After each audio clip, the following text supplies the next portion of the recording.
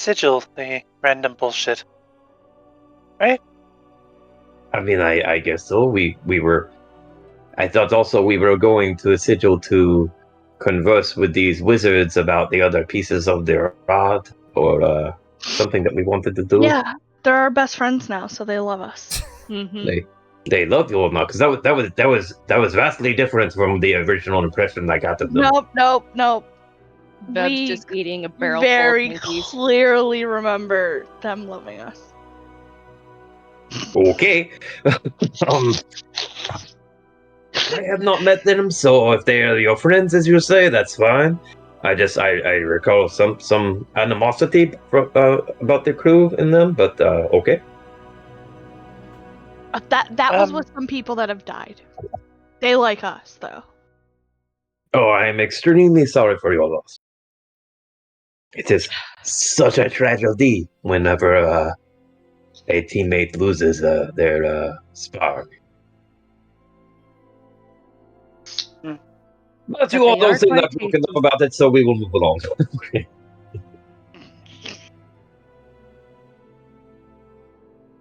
All right. Well, then the party heads to Bral. Just to drop them off, and then we go to Sigil. As for the Treant and the other crew that is joining, Helena, Dave,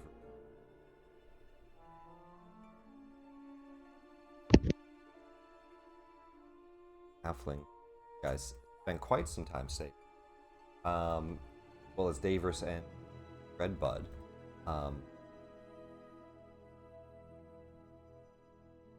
Here's the Treant. There's Davers, his dog.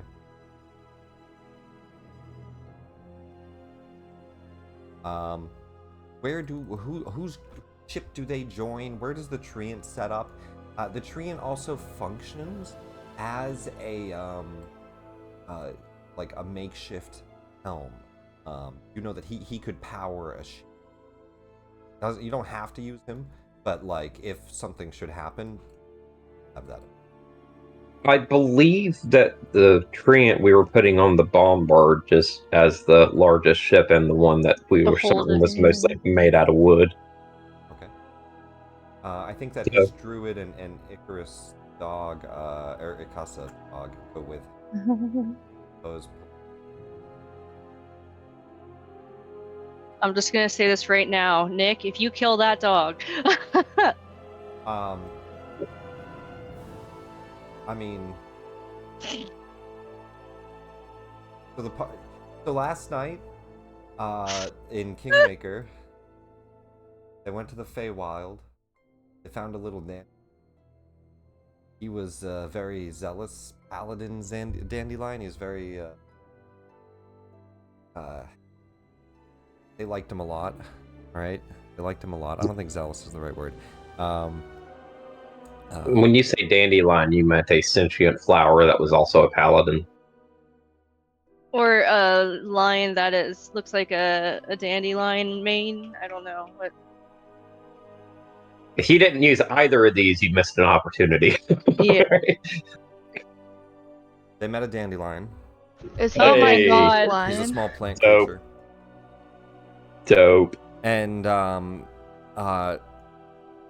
he wanted to go confront Titania, the queen of the Fae, and all that, and there's the whole story. And Panda knows what I'm talking about, but Oh, he doesn't stand a chance.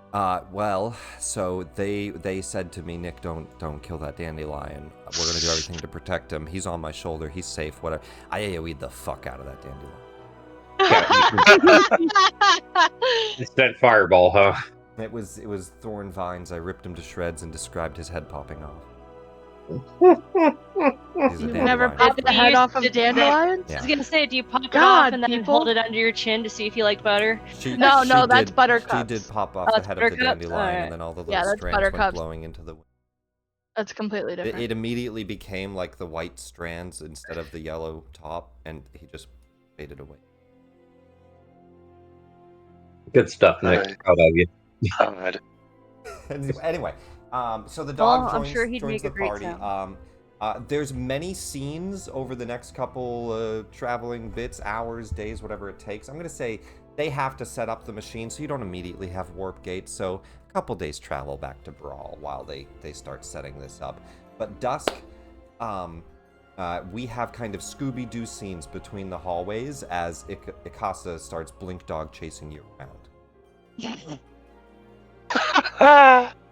I refuse to run from the puppy. I am not going to give it the satisfaction. Well, then he tackles you and slobbers on your face. I run from the puppy.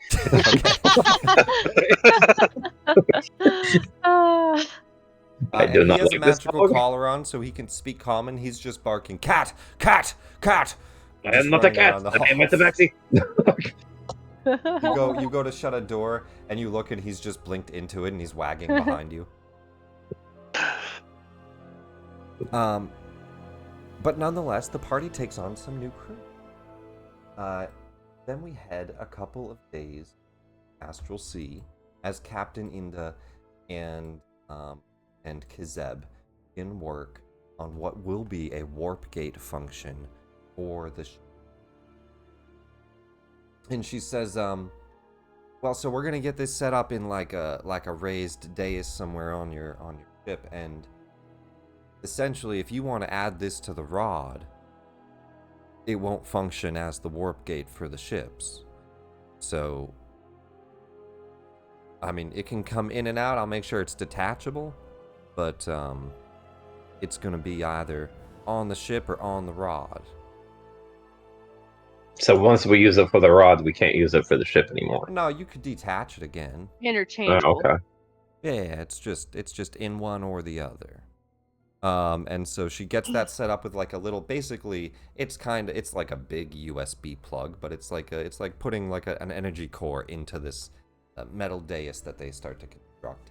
And the dais channels it down into a spell circle, and the spell circle opens warp gates in front of your fleet, and you it kind of looks like, imagine traveling through a black hole, where like everything kind of shrinks and moves and warps around you, and then you kind of are going to warp out back of the other end and appear kind of in destiny. Tells you it's not like light speed travel or anything. It's more like a magic teleporter, but it utilizes the different ley lines of the astral. I feel like most public transportation systems, we should maybe have an announcement for after it happened. Maybe an old crazy mage that goes, teleported!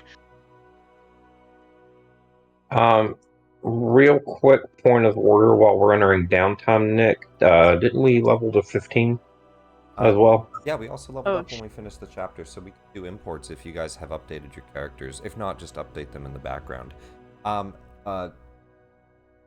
She says, well, I mean, I could add a voice if you wanted to say something, like a message over the intercoms.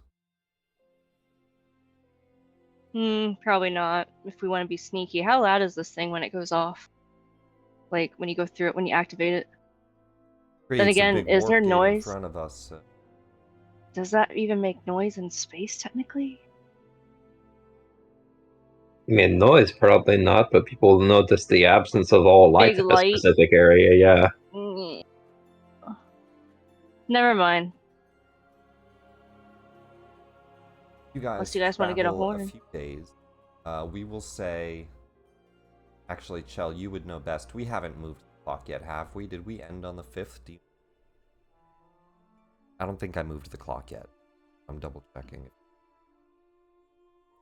We're on Kythorn 3 currently. So maybe I already moved the clock a couple days. We're on the 5th when we arrive at Bral. I think that's why I moved. Is it 2 days travel? I guess so. I already moved the clock. We'll say, well, we're almost on the 3rd day. We'll say 3-day travel for the 6th. We'll arrive at Bral. So we'll be on the ships for 3 days if there's anything that... And for the most part, Captain Inda is just working on this. Kizeb probably well. But if there's anything else the rest of you want to do during downtime, but a couple days travel on it. There are a Navigator's couple tools.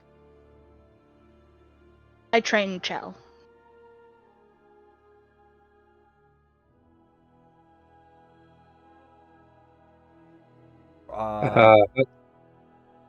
We'll move it up to at least 4. It's not a full 10-day downtime, but we'll give you at least another check into. Yay. Trevor, what does Dusk do? Dusk first off would like to use the vials of the old god's blood and make them to where they're coatable on his weapons using the poisoner's kit. Yeah. You want to use a poisoner's kit to try to make old blood god oil. Yeah. Let's say, because this is more of an experiment than anything. You have poisoner's kits. You have a +5. Your proficiency is 5, so let's say 10 plus proficiency DC. So DC 15. So you need at least a 10 on the dice, just to make kind of a preliminary. It is not letting me scroll down on my character sheet far enough to get to my poisoner's You have a tool. +5, so just Yeah. D20. D20 plus 5. And rolling. 13. So over the 3 days, you're just not able to actually refine it. You think maybe like a professional alchemist might be able to help, but a lot of the different materials that you try to mix it with or use, it seems to not, like, it just either doesn't mix or it reacts kind of what is the word when something reacts negatively and explodes? There's a word for that. Combust. Combust, yeah, kind of, maybe. I don't think that's exactly what I meant, but yeah. An unwanted outcome. Kind of yeah, thing. no, but there's a specific word. I do think it starts with C. It's fine. Two different materials not really congealing together. You have different outcomes. But essentially, you spend the 3 days working on it, just not able to actually craft it. Not that you think it's impossible, just that you don't think it's an easy feat. Okay. So currently, no old god poison crafted. I would also like to have a conversation with Callian while we were flying. Yeah. Capitan, as you may have heard, we, had a bit of luck in the casinos back on Bral, and we're going to go to Sigil. I was curious if you, we had a, I don't want to be sound speciesist, but our vampiric teammate from before that we have been traveling with Farron, offered that's a. still here? Yes, this one. She offered to fund a little bit of my ventures into the casino, and having thought about it, I was a little worried that she wanted my share of the winnings, and having thought about it, I think I may have misread that situation, and I was curious if the crew would like to possibly finance this venture and make more money for us all through my talents with the dice and the cards. I mean, I'm not going to tell anyone they can't throw money at it. I don't Well, think more than anyone specifically, I noticed that the crew as a whole, as a viable entity that the crew is, had a fairly substantial holdings, and was curious if we would be willing to throw a bit behind the venture.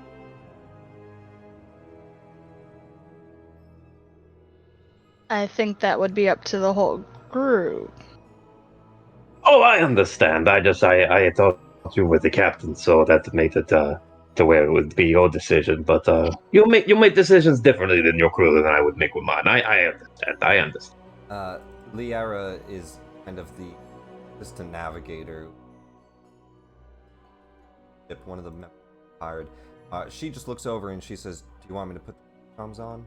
Ask the whole crew. Sure. And you see her just kind of push a button, pull something down. Little screen pops out. You can see all the different crew. And it goes to each of the cabins. All right, you're on. Our lovely gambler is wondering if we would like to stake all of our money on his gambles coming up, as well as any personal money anyone else would like to add. Oh, all of our money. I would not have presumed, but I do consider myself quite lovely. Thank you, Captain.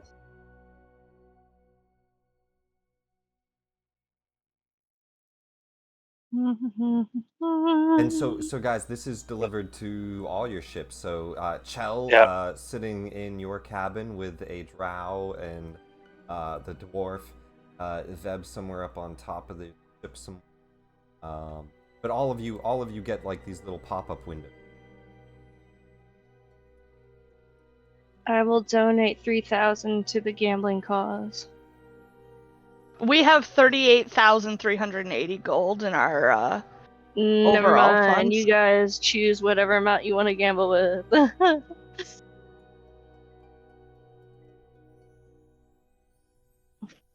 So the beautiful gel woman seems to be into it. Shell is just gonna kind of. I mean, I guess this is a two-way window. Like Yep. you can see. Okay, yeah. Shell's just gonna kind of shrug and just be like, "I mean, it's up to you, Captain." Looks like a go ahead from the spicy, saucy space elf. I'm not too particularly fond on taking chances. We have a constant in how much money we have now. But with my kind of skill and luck, it's very, very a chance, is it not? I heard a saying, the house always wins. We have Is a that- house. But the house can't play. See, the house can't How's the play, the saying house work? cannot win. Oh. So I guess it's just a weird saying, I suppose. Veb doesn't understand, Betty. If the captain wishes to spend some gold, don't spend all of it, please. But I can approve some of it. Or rather, it's the captain's decision in the end.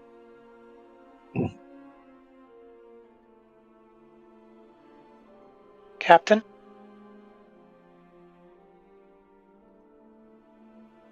I mean, I, of course, myself will be throwing in a fairly substantial sum.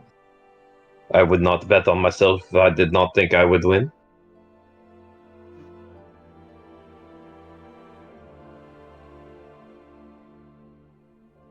All of the money that we have in the pot, plus whatever extras anyone wants to throw in.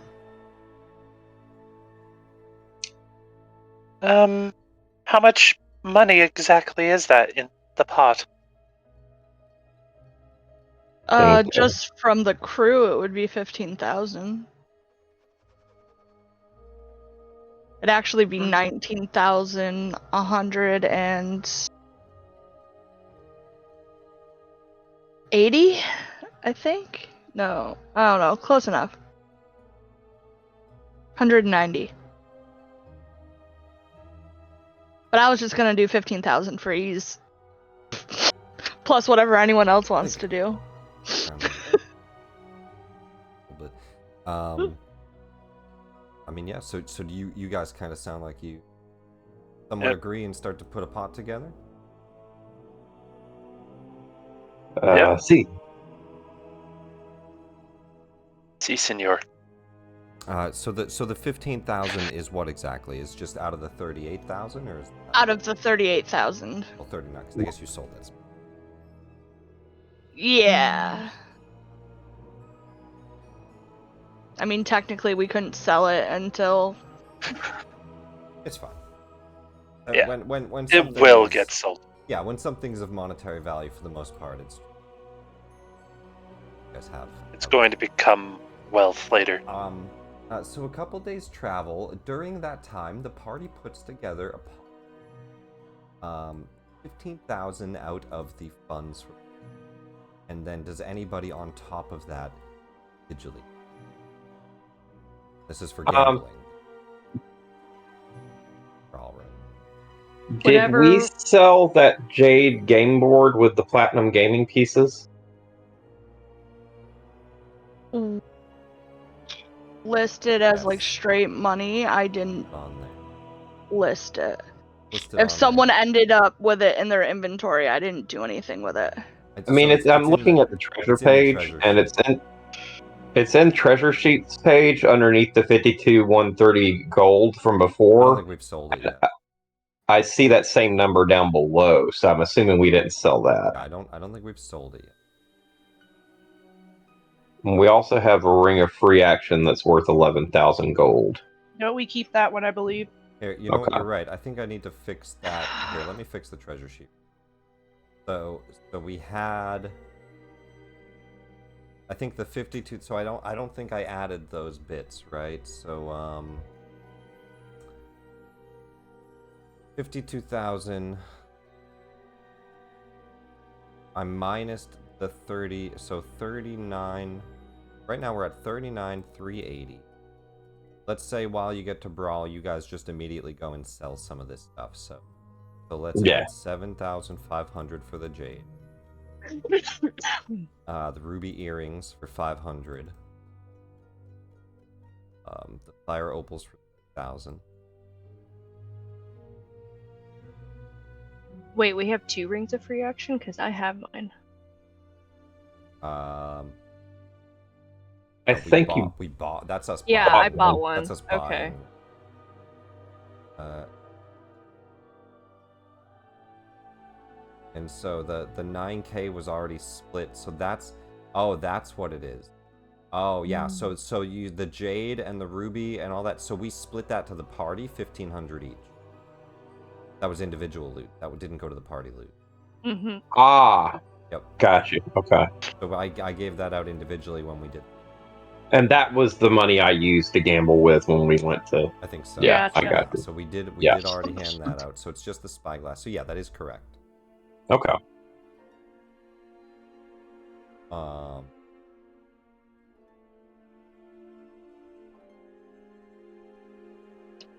I guess the only thing it's not adding is those bits of platinum. So I can add those. So let's do that. Somebody take the gold in this chat. I'll take gold. Yeah, do it. That's fine. I'm gonna post how much you get. This.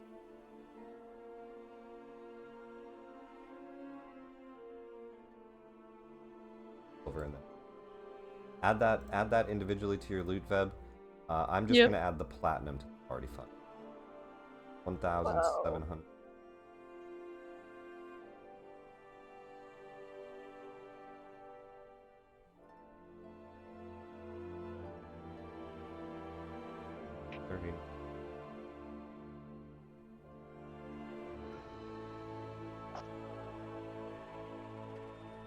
$41,400.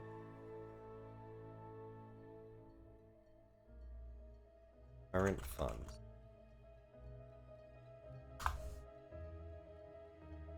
And then we're putting 15K into a gambling. Yep. I put what I'm putting into the gambling pot in general from my Yeah. I'm also doing a separate.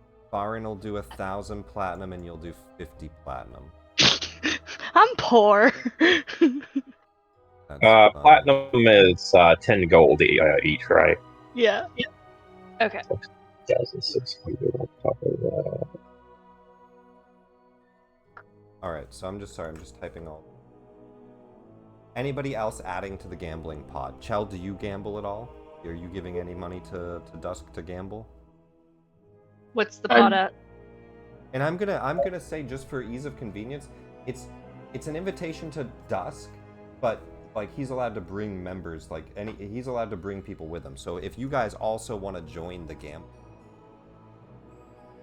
I would love to observe. but yeah,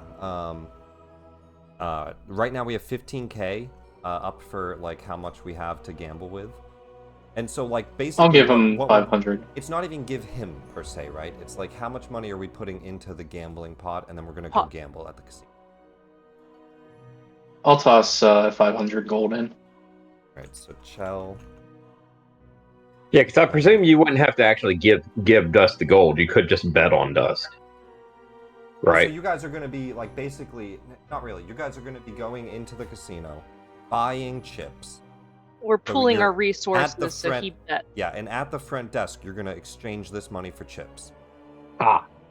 And then once you're inside with these chips, then we see how many chips we can make and we exit. Just like a normal casino. But it's a big spender table, so you're able to put huge numbers on these bets. All right, so Chell adds that. Veb, do you give any money towards this or no? You don't have to. Whatever will even it out. But like, even it out to the next 5,000. I don't know. Yeah, so 500 gold would be what? That's 50 platinum, right? I'll be right back. Yeah. 500 gold is 50 Yeah, platinum. so Chell gives 50 platinum. So Farin gave 1,000 platinum. Hallian gave 50 platinum. Chell gave 50 platinum. What do you just want to throw 50 platinum in? How much gold are you fine with just possibly losing? I've got 13,000. I'm okay with losing 5,000. All right, so Veb will give 5,000, so that would be 500 platinum.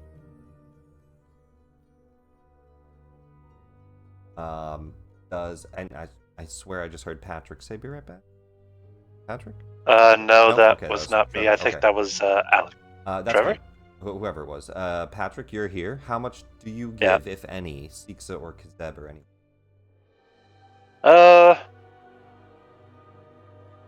I'd say neither the Thraken are interested in betting, but the Steel Defender will put 1 platinum piece into the pot. I refuse 1 platinum piece. It's just gonna throw everything off with a 1. We have a nice 0 at the end. Oh. It could be 10 platinum pieces. Deal. Alright. It's just kind of the Steel Defender puts everything he has on his person. Let's say he has 10 onto this pot. Give him. Yeah. Yeah. What are the rules for gambling again?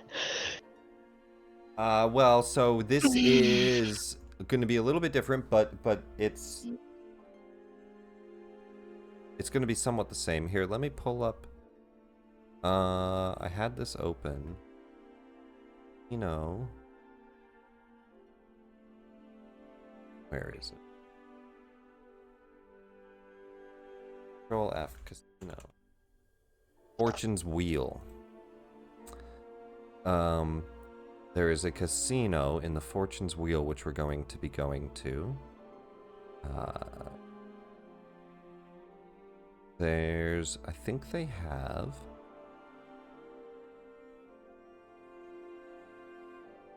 I'm bet. Yes, so they do have some casino games. Let me see if they have better gambling rules here. Dead hands dice.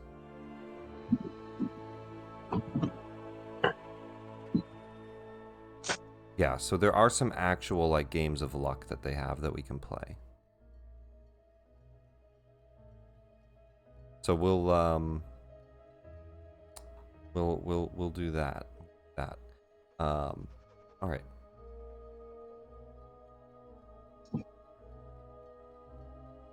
So I think that's good. If anybody chooses to give any more, just let me know. But I'll type that in there.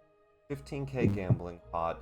Additionally, you have 1,000 platinum, 50 platinum, 50 platinum, 500 platinum, and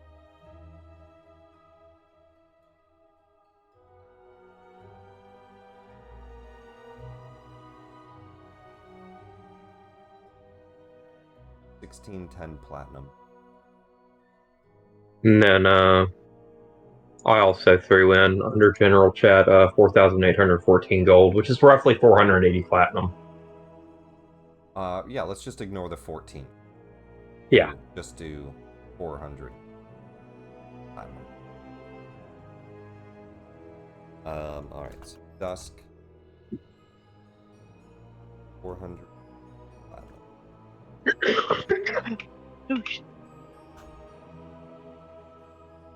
Alright. So over that travel, you guys also collect like a big pot of gold, given gold for the travel. But a couple days pass. We move to the 6th, and the ship's dock on.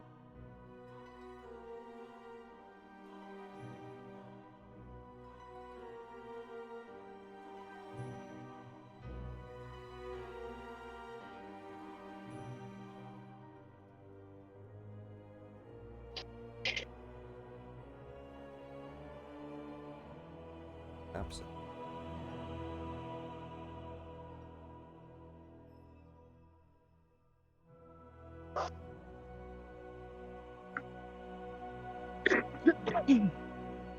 The ship's dock in Bral. Captain Inda, at this point, is like just starting to get to the point where it's almost finished. She maybe needs a few parts from Bral, so over the next day or two, Captain Inda and Hizeb will finish working on transporter.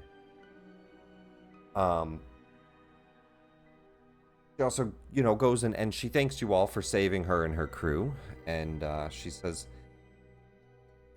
I'm going to try to find a new crew or a new ship that we can get our whole mission going back on again. Spreading good in the galaxy. What are all you going to do now? I know there's a lot of talk about gambling going around. You all headed somewhere?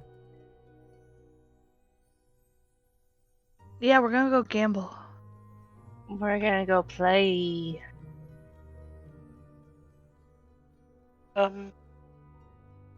I think there's something called a high stakes table in Sigil. That makes sense. Yeah. Everyone wants to go and gamble. I'm not too particular in that. I'll wait around until they're done. The striking lady, though, she likes to gamble in life and death, does not apparently like to gamble in coin, eh?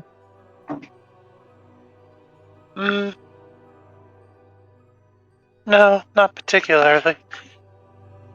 I don't think I gamble in life and death, do I? I mean, you seem to have a bunch of rotting corpses that are walking around whenever you are about, so... Oh, there are no chances with those. They're constant. Ah.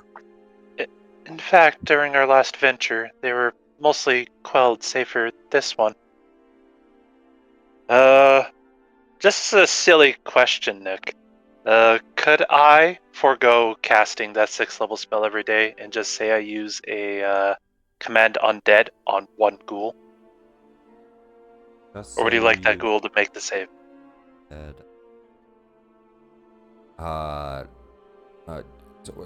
you have to forego casting what? To keep the thrall up, Yeah. I need to continue casting a 6th level spell. Every day, right? Every day. They maintain control of it. However, I have a feature that lets me obtain permanent control over an undead creature. Okay.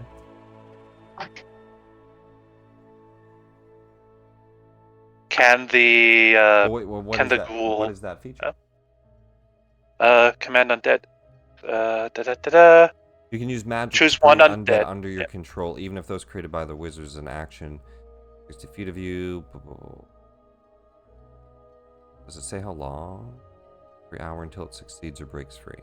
Okay.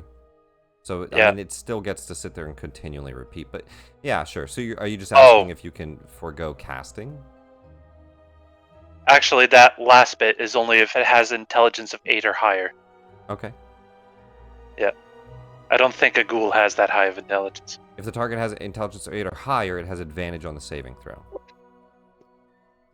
So it gets to do Da-da-da-da. a standard saving throw regardless. Oh, intelligence of 12 or 12 or higher, higher. it can repeat the saving. Saving throw at the end of every hour. Yeah.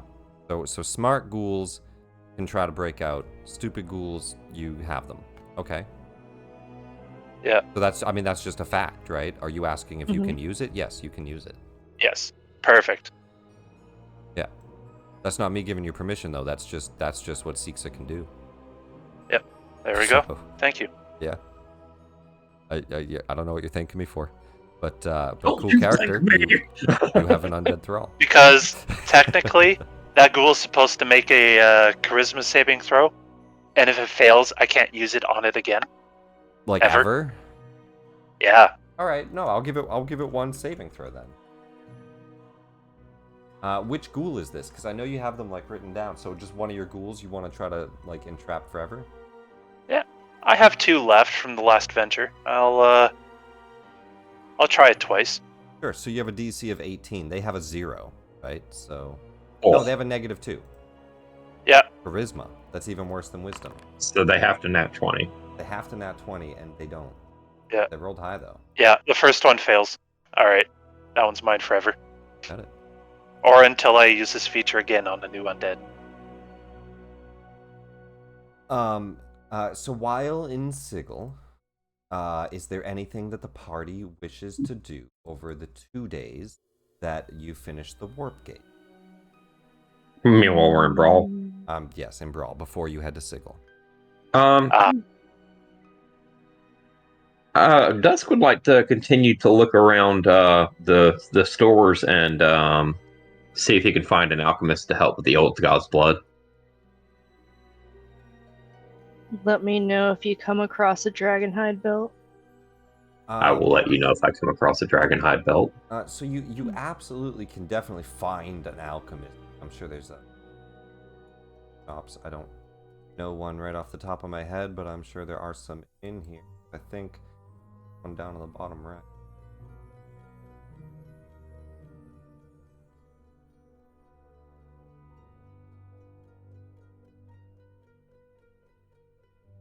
I know there's an alchemy shop on here. I've set them up.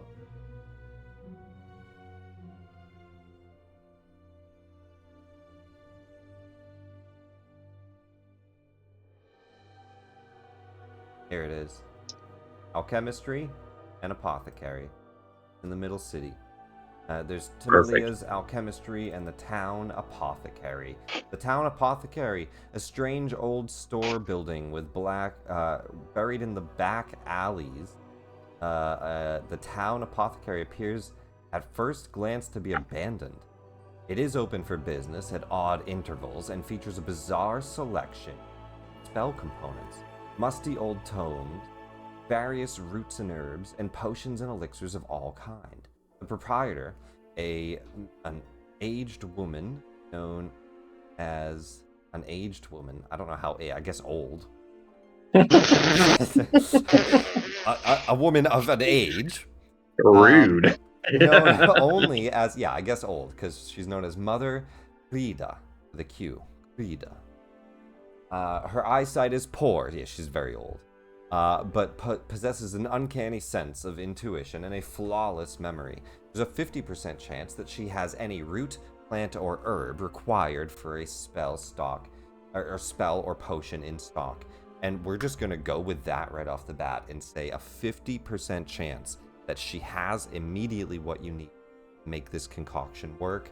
Roll me a D100. We're gonna say 50 or above. That's a 100. Boom shakalaka. She says, You find a bag of holding. "Oh, you wish to make a poison out of old god blood? Of course, you've seen this before. Some of my favorite poisons. I actually have a bag of this stuff ground and ready to mix. I can make you a couple dozen potions. Have enough old god blood." I have 6 vials of old god blood that we pulled from the source itself, yes. I don't know. 6 vials, I could probably make at least 24 doses. Outstanding.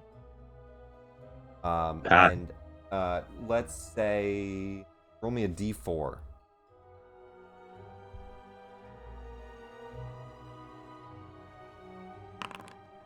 Days. With the help of some nimble fingers like yours, I'm sure I could do it in just 2 days. Oh, of course, madam. My nimble fingers are at your service. I can't see very well. I can tell you have a beard. Are you a dwarf? You don't sound like a dwarf. No. I am a tabaxi. You might call me a cat person. Oh. I thought you might have just had a lot of cats at home, and that was the smell. No. That's all me. I see. Well, I don't have a litter box, but Oh, hurtful. Okay. But that is fine. If I need to relieve myself, I will find somewhere else to do it. Do not worry, madam. but I have a few cats, and they liked to pee on the rug, and I want to make sure you don't plan to do that. No, I am a sentient and responsible person. It will be fine. I will My not cats were relieve. plenty sentient. Okay, this is Mm. They're all awakened cats. Um, Talk to them. Well, with that, I don't think they have to be awakened to be sentient. Maybe I'm misunderstanding the word, but I'm actually pretty sure that cats are indeed sentient creatures. You just can't understand them. Mm-hmm. Yeah, I don't know. I don't think you have to speak a language to be sentient. You don't. Dusk has a limited vocabulary with I know, civilized no. society. I'm just trolling. No, she. My cats do piss on my rug downstairs. It smells. That was a little bit of me coming out there. She spends 2 days with you, basically making these Mixed potions. in her She's gonna old make lady. you. Yeah. She makes you 24 old god poison, which I now have to kind of decide exactly what that does, and I'm gonna obviously use the feature itself on Havoc. So let me just read this again. What the blood pools do: 3d6 force damage. So I think that's what we'll do. Is each potion can basically coat your weapons, and I would say just like a drow poison, it probably gets used on the first attack. Yeah. And so you have 24 uses of 3d6 force damage applicable. Let's make an item. Just add it to it. Okay.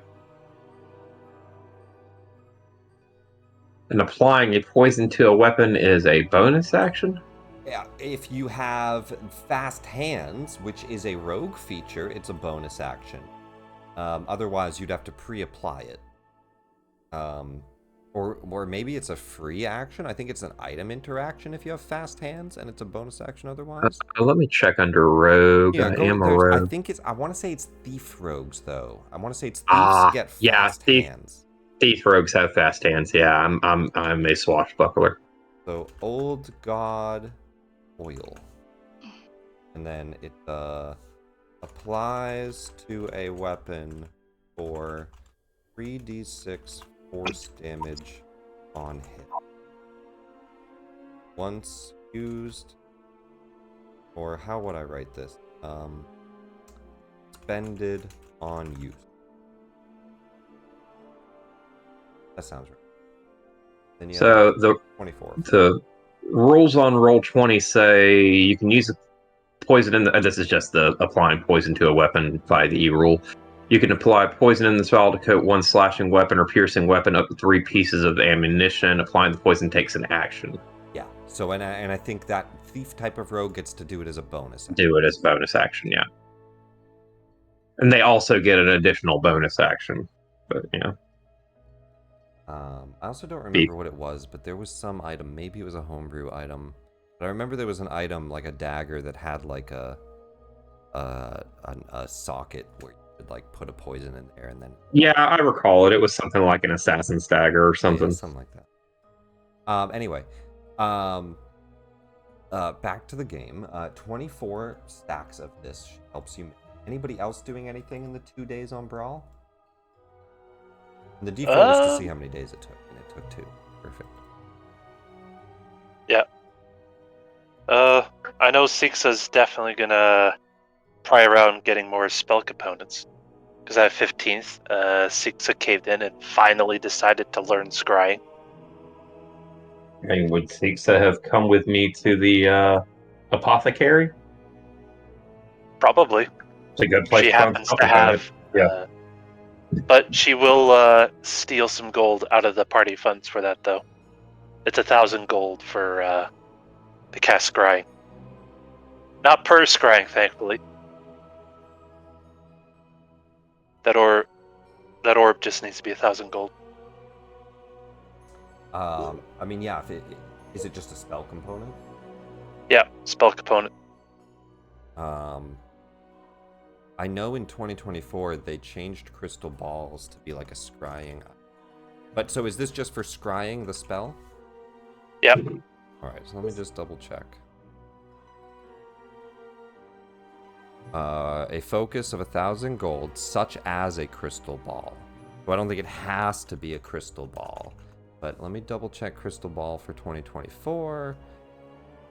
A typical crystal ball, very rare item, 6 inches in diameter. While touching it, you can cast the scrying spell with it. Okay, so this is actually different. The 2024 crystal ball is a very rare item worth a lot more than 1,000, but automatically has scrying in it. And then there's 3 types. Okay. So you just, Okay. that's not what you want, though. You just want Yep. 1,000 gold. Just Basically spell focus, a thing. Do 1,000 you look- gold thing. And yeah, exactly, a thing. So do you look for a crystal ball? Do you use a mirror? Do you use... Normally it's like something you could like see a reflection into or channel into with water, a mirror, things like that. So what do you go for? What do you try to try with? You're just shopping around. I think mean, you can find anything. Yeah. Sixa find a misshapen crystal to be particularly fond because she sees her reflection in it numerous times over.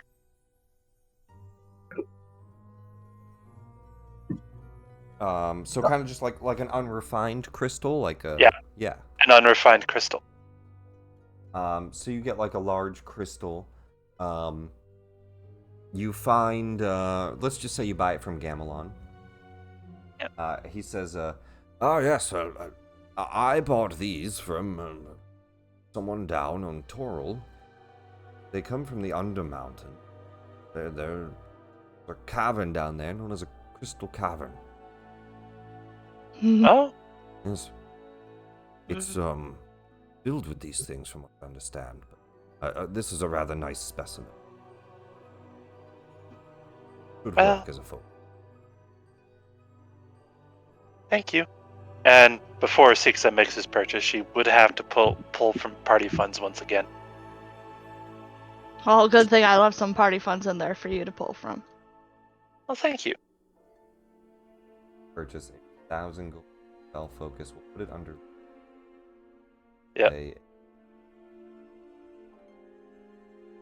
Githyanki crystal chunk. $1,000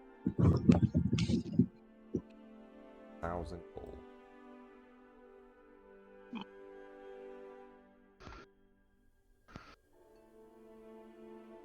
Sundry.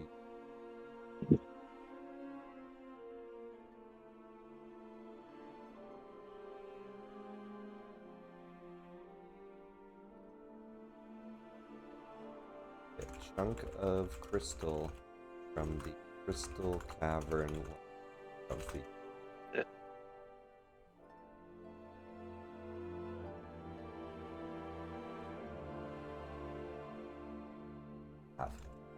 You purchase this big crystal focus, and you kind of like fill it into your bag. It's like a big handful of crystal. Yeah. She has room in her bag of holding for it. True. Bag of holdings make that very easy. Anything else anybody needs to buy or do while we're here, or do we head out after 2 days? Head out. Well, Shell's been getting curious about the origins of her Semigane, and though Lady of Pain did forbid her from searching for her mom, she didn't forbid her from searching what went on with her mom while she was out doing while Chell was living her life and where Semigane came from and all that. So she does want to at least learn its origins. Ah, the divine loophole.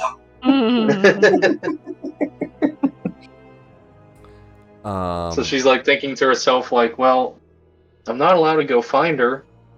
I can still figure out where the hell this thing came from. So I think what I will say, Jill, is if we're going to do a research downtime, it's probably going to bleed into Sigil as well, and that's also probably a better place for knowledge on this specific topic. So I think some research here, but then as soon as you get back to Sigil, research continuing there. And over the course of what we will pass here in a few moments, that'll be some of your time on Sigil. We can make those rolls now, and just kind of lead that into the later moments in Sigil. But let's do that. I figured like maybe a little bit of some sneaky investigation into the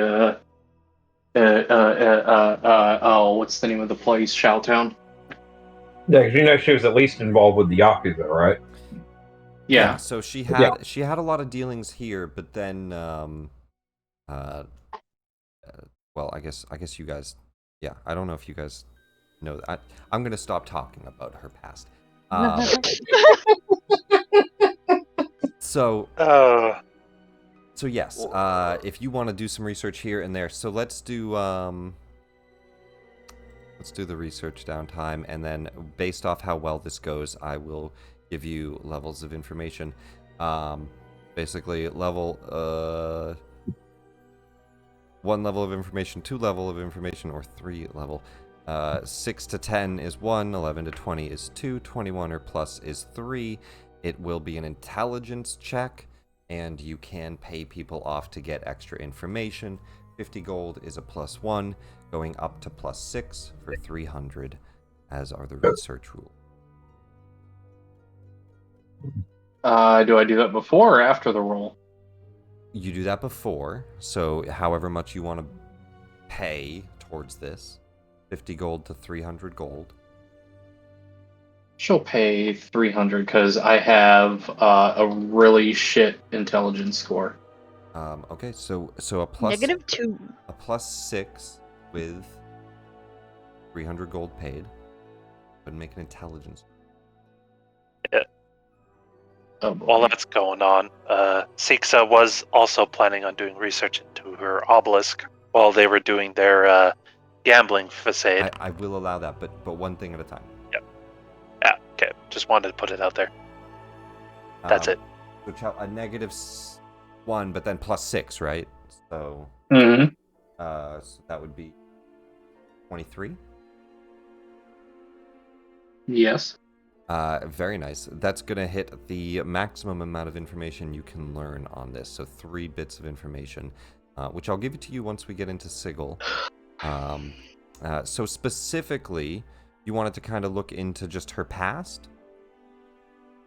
Her past, and maybe learn more about the weapon that she wields, like how those two intertwine. Okay. That sounds good to me. I will give you a little bit of information, but give me some time to put those 3 bits together. Meanwhile, I'm going to get everybody's level 15 imported, and we're going to travel to... Patrick, you also said Sixa would want to do something? Downtime? Yes. researching on the obelisks. She has 2 of them. One of them can speak to her. Yes.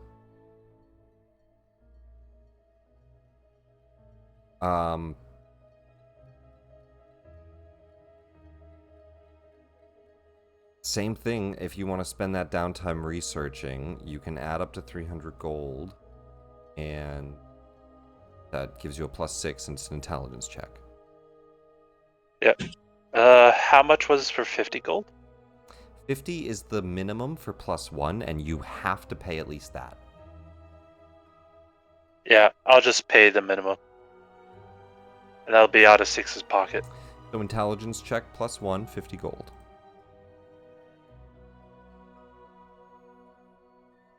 Check. And Chal, I didn't remove that gold. You'll have to manually take that out. I already did. Okay, perfect.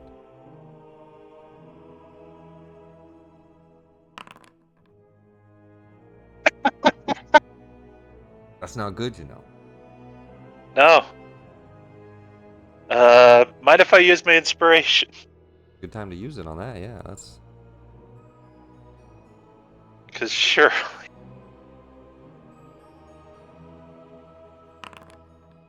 wow. You just threw 2 nat 1s at me. You know, I might just make one regular check just to make sure. Okay, it is You just threw working. 2 nat 1s. Siksa, I can tell you this immediately. You spend a good 10-day downtime worth of total time here.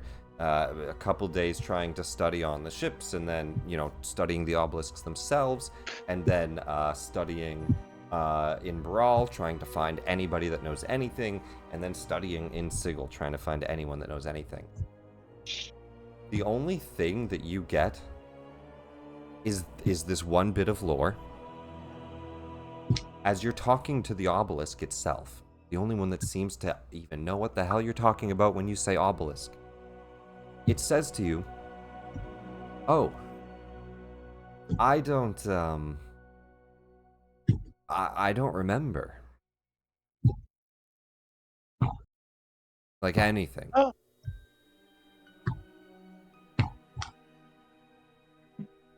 Oh, Yeah. I believe it's because Vecna had erased knowledge of these obelisks from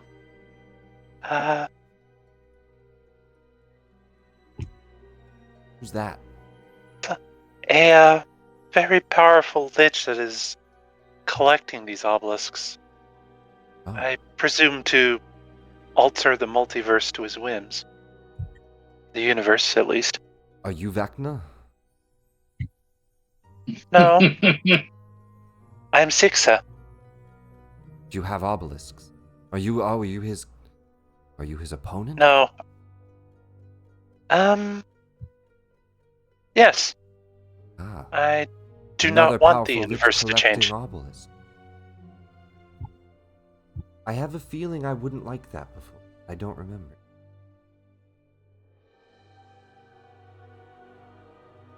And what you learn That's interesting. is that, yes, indeed, Vecna has drained all memory of obelisks. It is almost near impossible to learn anything about them anywhere right now. And you tried. Anyway. Found one random book with some knowledge and just tried my hardest to see if I can get lucky and find another. And there, I mean, what you find with that one bit of information is talking to the obelisk and looking through the books. Those pages are blank. The obelisk forgets. This is a very powerful level of wish spell.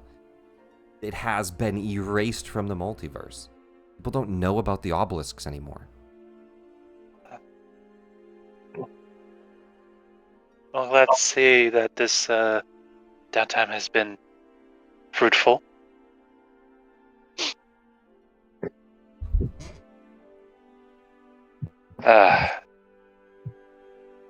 I still can't believe 2 nat 1s in a row. Pretty rough. Yeah. Come on! What does Veb do during this time?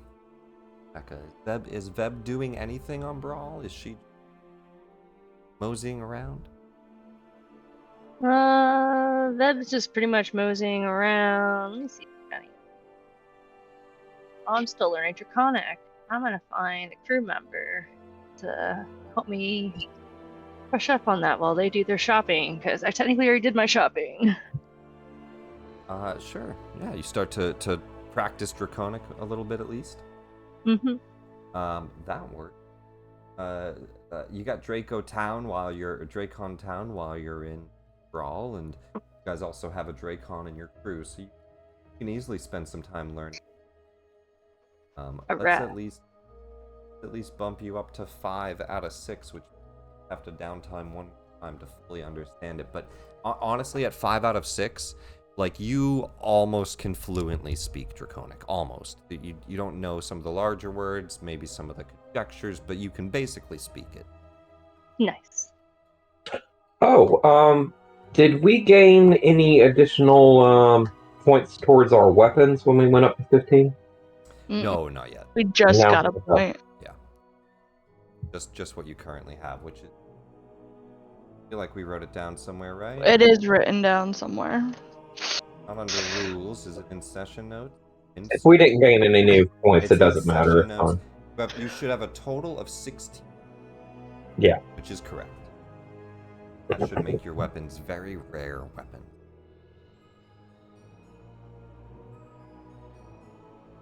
As well as in session notes, you guys can find, Panda has been so kind to write each of the locations, pieces of the rod that we have and who has them. I have... I think it How was about the piece arcane 7? Gablon? No, second piece. Second piece, technically. Yep. But so that one piece, Veb, that piece actually does get taken from you and put into the ship. So you guys can remove it, but it is going to be the warp gate function piece for the ship. So anytime that you guys are traveling, you have to insert that into the ship and you guys can warp gate. So the 3-day travel to here, 2 days on Bral. You guys collect a couple of vials of Old God poison. Collect a bit of knowledge and harvest together a money. By the end of that time, Captain Inda and Kazeb have finished working on the warp gate. And he just says, all right, well, Captain Callian, I've finished everything I need to do here. So, our deal is done. You got me back, and my crew's saved, and you have your warp gate. Thank you. We appreciate it.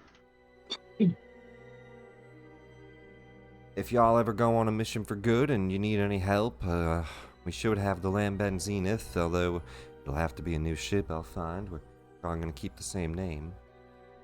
But we will be moving around the multiverse. I hope to get back up within a 10-day at least, but who knows? Have fun, be safe. And they head off to try to make money, put things together, and get a new ship. Hey Nick, during the downtime, do we have anyone that knows like card proficiency or anything like that? Playing card set? Playing cards? I mean, yeah, we got like a whole crew of people, right? I want to start training for proficiency on that with Callian. Work towards playing cards, absolutely. Yeah. I would also like to join into that as well. No, you're gambling elsewhere and other shit. You make them poisons. You are crafting. Oh, this is during that 2 days. Okay. I got you. But absolutely, you can grab playing cards. Or I can add. Yay. And I don't really care too much who, just somebody on the crew, right? What's your intelligence? So just.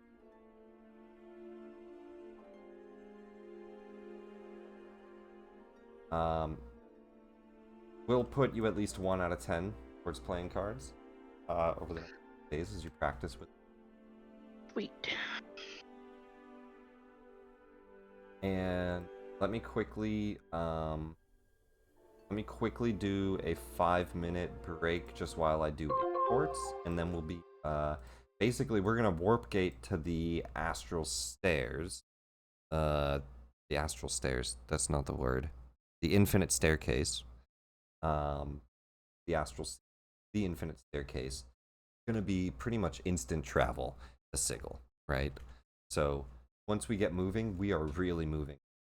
But 5-minute break. I'm going to import everybody's level 50. Yep. Okay. Grab a drink, go to the bathroom, break right now. I'm gonna. Oh. Alright.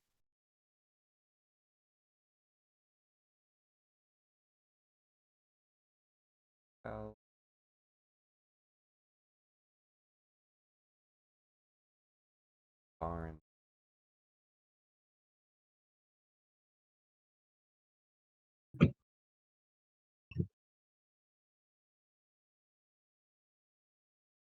Right. Galleon import. It does. Spells. That all looks correct.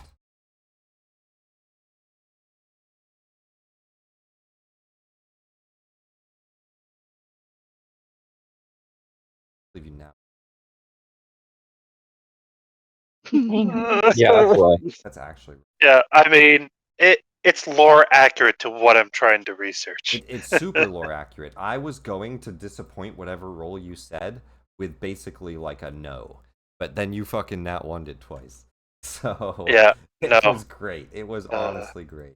Yeah, I was wondering because last time I did research on the obelisks, I actually got something interesting, at least leading to. Yeah, I mean, what like, they're if you able rolled to. high, I would have given you as much as I could, but it still would have Yeah. led to, like, most of the information. Which you guys Yeah. know. You guys know that he erased.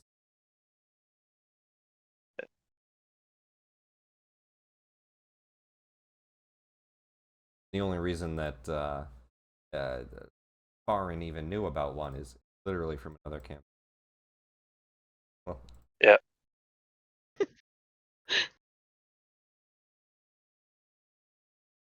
Yeah, Sixo was really looking for, because just as Vecna doesn't know everything and there are secrets, theoretically there is like corners of the multiverse where there's just some knowledge of these obelisks yeah, do still he exist. doesn't know everything. He's just the god of secrets and tries to know secrets. That doesn't mean he knows every secret. He just tries to know.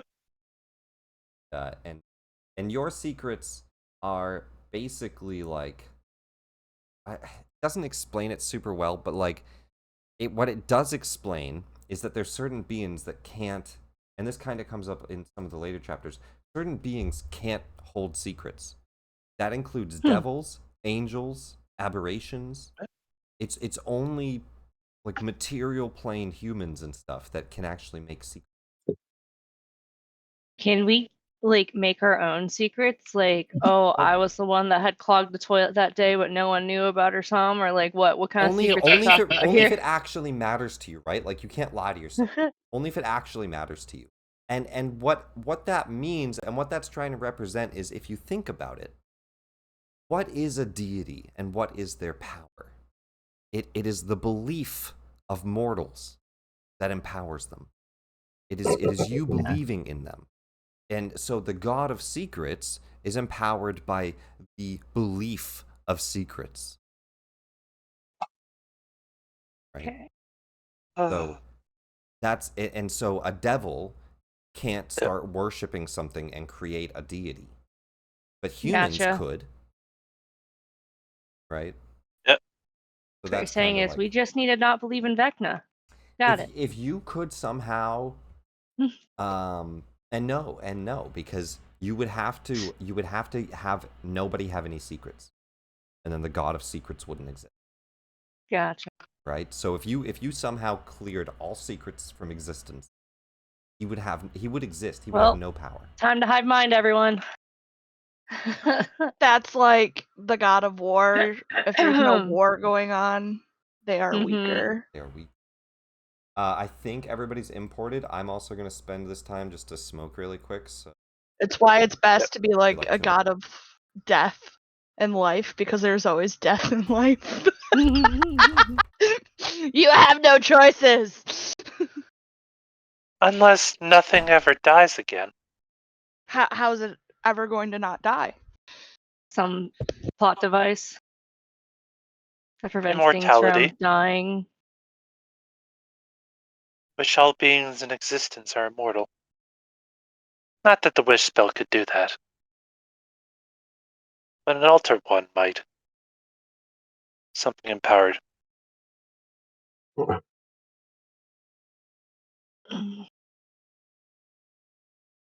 I would just like to say it is still snowing.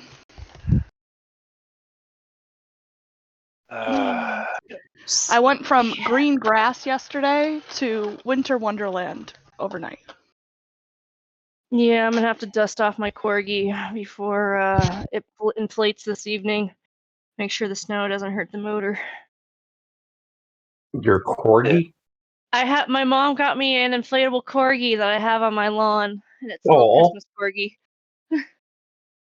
Well, not little. Okay. It's like the size of a fucking large dog. Roughly tractor size. Tractor size? No.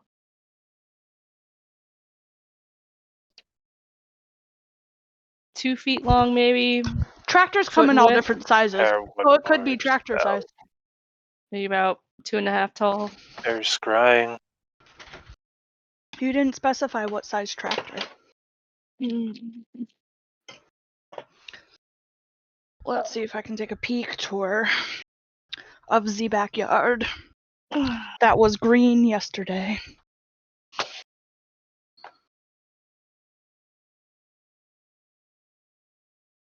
Yeah, it's snowing up at my parents' place right now, which is a bummer because we wanted to be there when it snowed for Christmas, and it's probably not going to snow for Christmas since it's snowing right now. Aw. I hate snow. Well, I when don't you never mind get a when you teeny never get to bit. see it, I mean, it's Yeah.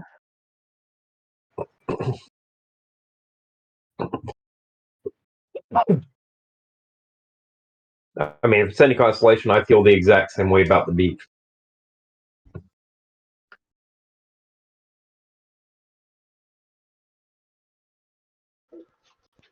Ah, beautiful. It was green yesterday, in case anyone's wondering. That's Yeah. awesome. No, it's not so green. Where are you at? I'm in upstate New York. You're welcome. We had to share our snow. It's all Patrick's fault!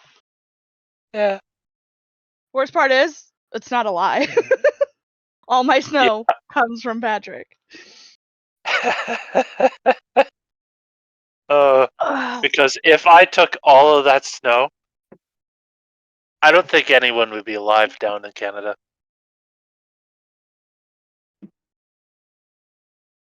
Yeah, down here today it is. How society could function off of what 10 feet of snow? It is roughly 65 degrees outside right now here, and that is a relatively cold day. You know, I hate warm weather, so therefore I appreciate living in Canada. Oh yeah, when it gets People to the always ask summer, me. I mean, we'll have a heat index of about 125 degrees outside. They're like, if you hate snow, why do you live where it snows? And I'm like, because you want to know what I hate more than snow? Hurricanes. Things that can kill me. Now, we did get hit this year pretty hard because that one giant hurricane came through in a path that we haven't had a hurricane come through in almost 100 years. But Brunswick, specifically where I live, is in the pocket of Georgia that never gets hit by a hurricane. I'm back. So, like every hurricane season, we have them go through Florida, we have them go through the Carolinas, but they just buzz right by us. And the worst we ever get is a strong breeze. Well, it's kind of cold out. It's Florida. Is Alex still AFK? That's what we were just talking about. How it was like, yeah, it's 65 degrees outside right now. It's kind of chilly. Yeah. Waiting on Alex. Oh, I'm here. I was just finishing up importing all my stuff into my character sheet and Cool. smoking real quick, but Ah. yeah, I'm here. No rush. Perfect. Oh, that hurt. Patrick. I am present. I was just All right. checking my spell list and preparing. Welcome back, everybody. Because I like to do this, let's quickly go over level 15. Callian, level 15. Oh God. What did we go with? We're I a was not rogue prepared. fighter. What did we pick for Rogue 12, 12th level in? which gave me an ASI, and I got skill expert, Hell yeah. which I took in Arcana, Survival, and Constitution.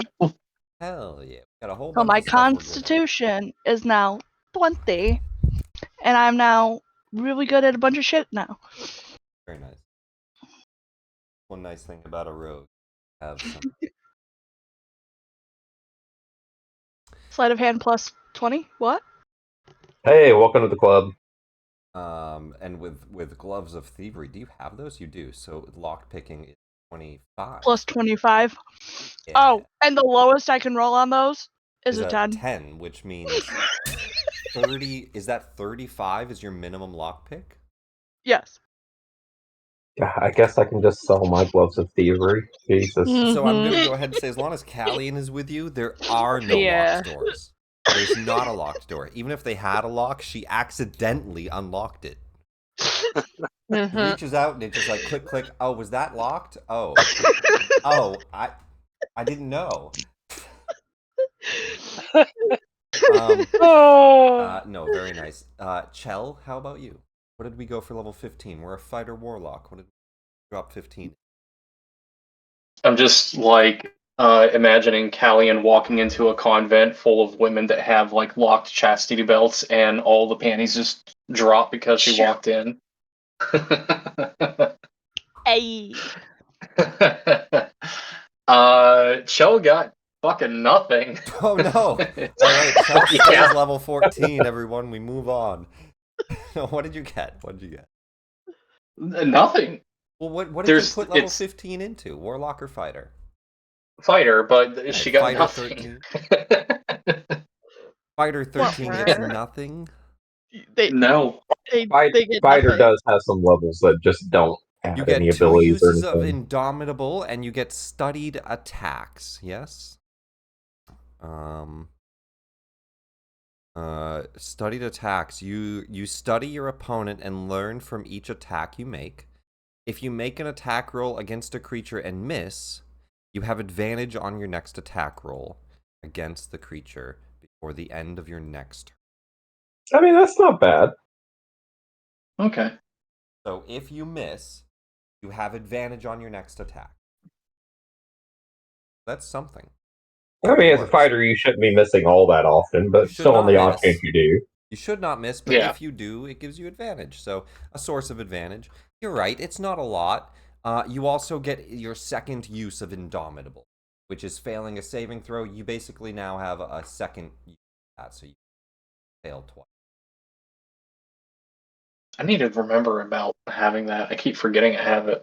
Indomitable. Like you've ever used it. I don't think I have either.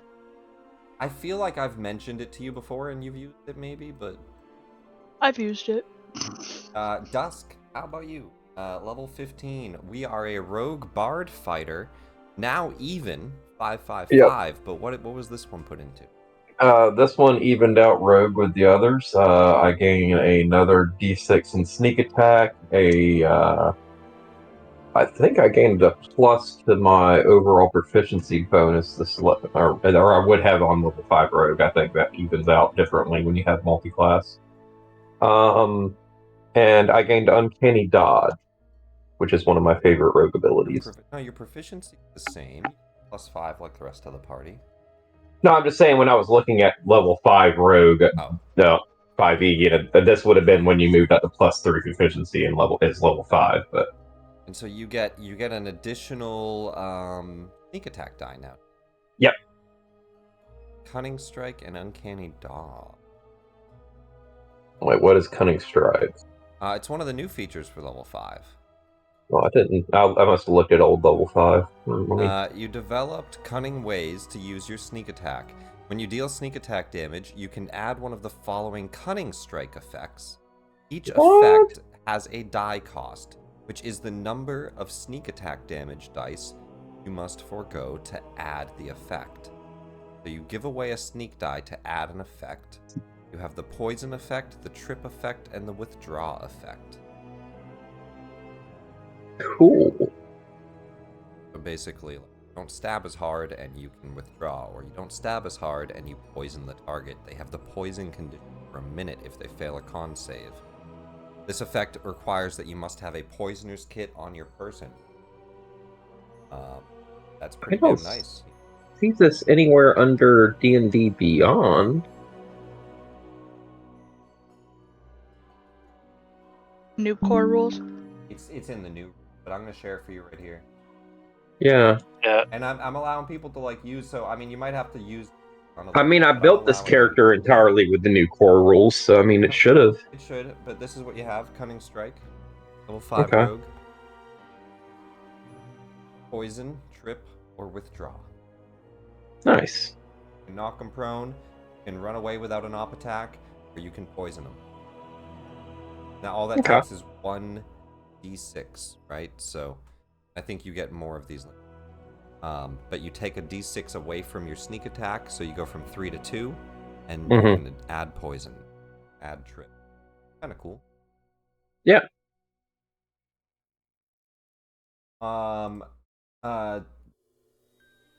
Level up Farin as well. If She you're is already leveled. 15. Farin is 15 fighter.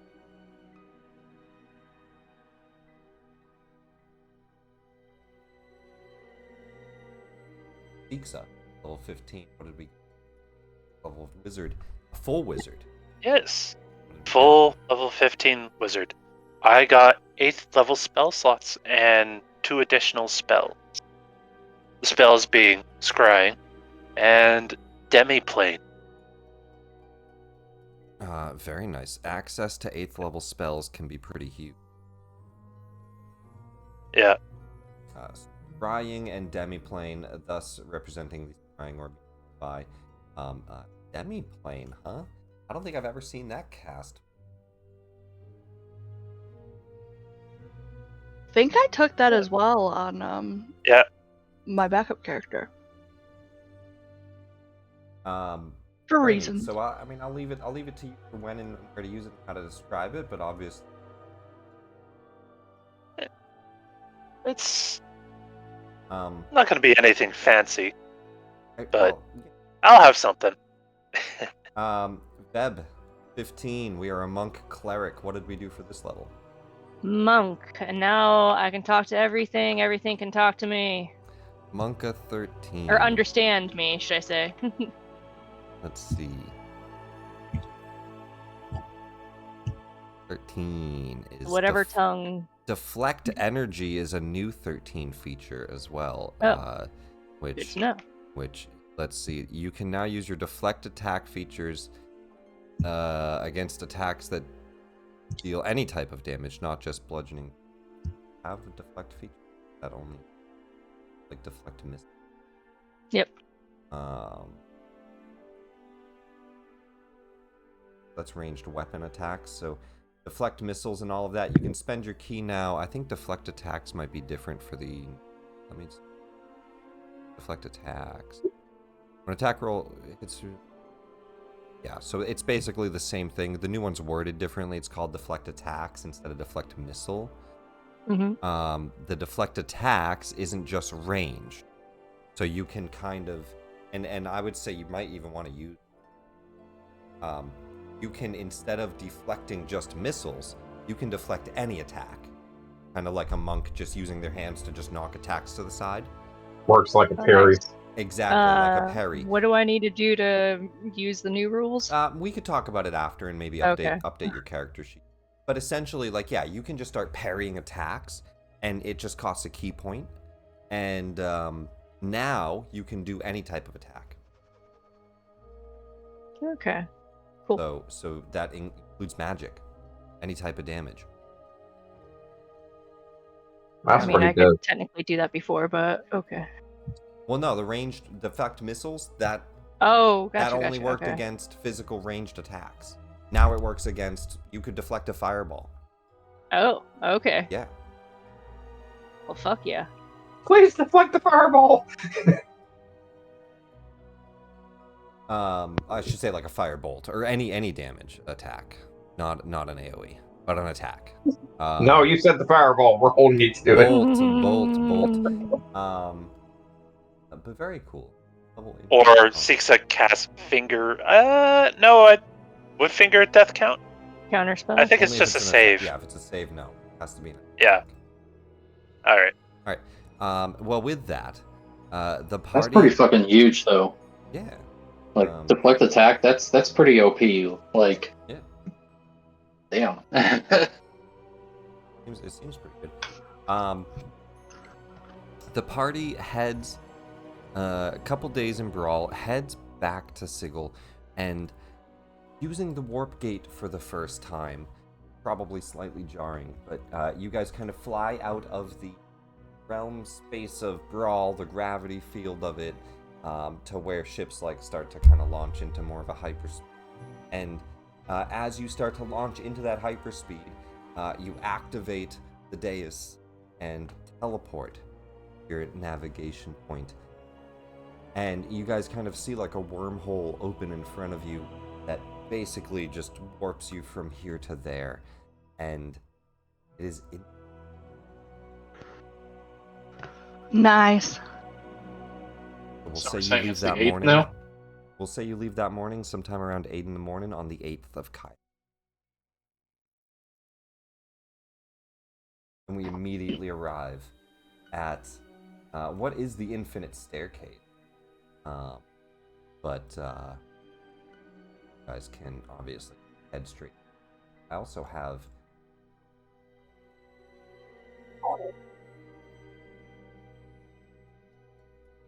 better rep. Are you sure the jerky guy doesn't want to play Mahjong again? He does not want to play Mahjong with you. No, if he sees you, he's like, "Oh, we're closed." Actually, We went out of business. I no longer stay open. I spend all my time making jerky for a Heto that's not even here. So no. But you guys head in.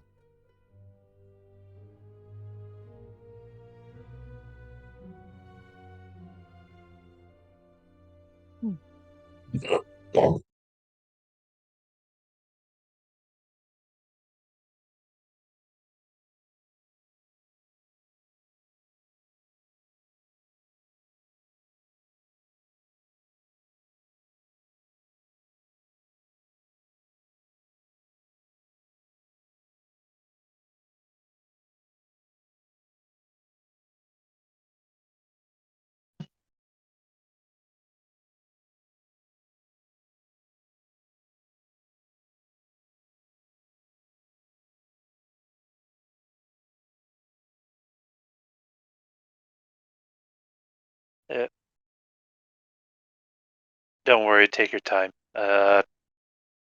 Someone decided, oh, let's look on D&D Beyond quickly. Presses the tab on his quick bar, not realizing oops, I've closed the game. Look at D&D Beyond. Wonderful work. Yeah. I love it. Love to hear. I'm browsing around your spare characters that are hanging out at the bottom of the Sigil map.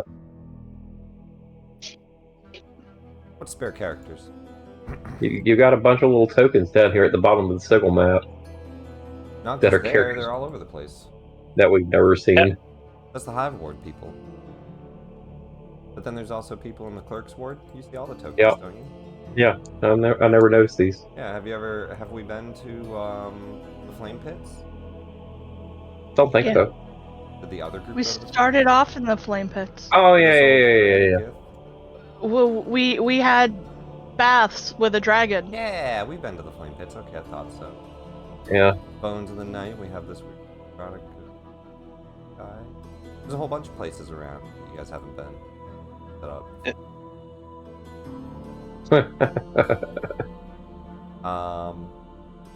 There's some cool spots up in the Hive Ward.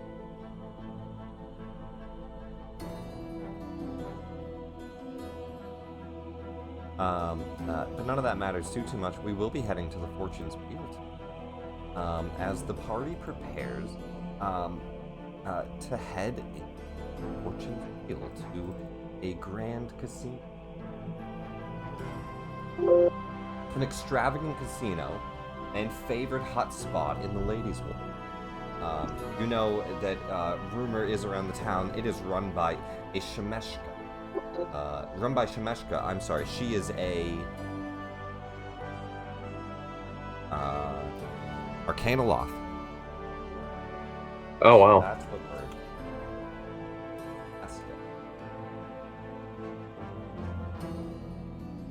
Arcanoloth. Fox person. Yep. And you do know that it is essentially a place of wealth and power and influence within Sigil, and it's like kind of very upper scale, so adventuring gear probably not the right fit. Actually, on that note, I did have something planned for this. Before Dusk walks in, he's going to activate his hat of disguise. Well, I'm saying, but you guys haven't walked in yet. You guys have landed in Sigil. And so the only thing I'm letting you know is you might want to shop. You might want to buy clothes. Yeah. Dusk is arriving specifically to go and gamble at a high-stakes card table, so he's going to walk off the ship like this. Okay.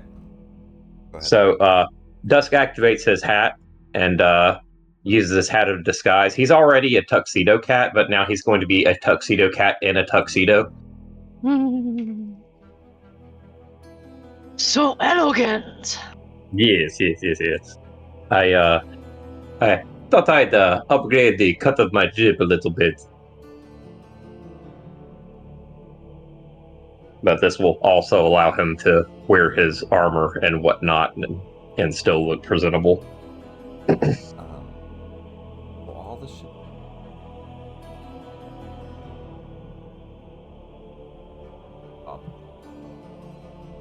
Sad-faced.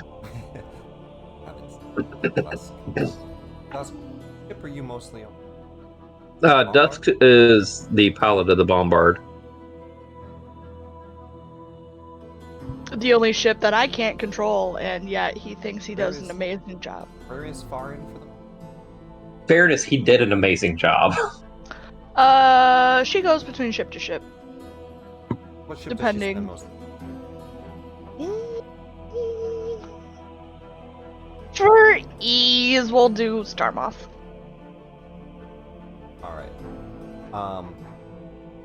You also have to add the... We have Davorus, and most of them are on. Davorus, we have Polina. Polina the halfling looks at thank you all for saving me. There's not that many people that would search the astrals. I helped that we had your hair.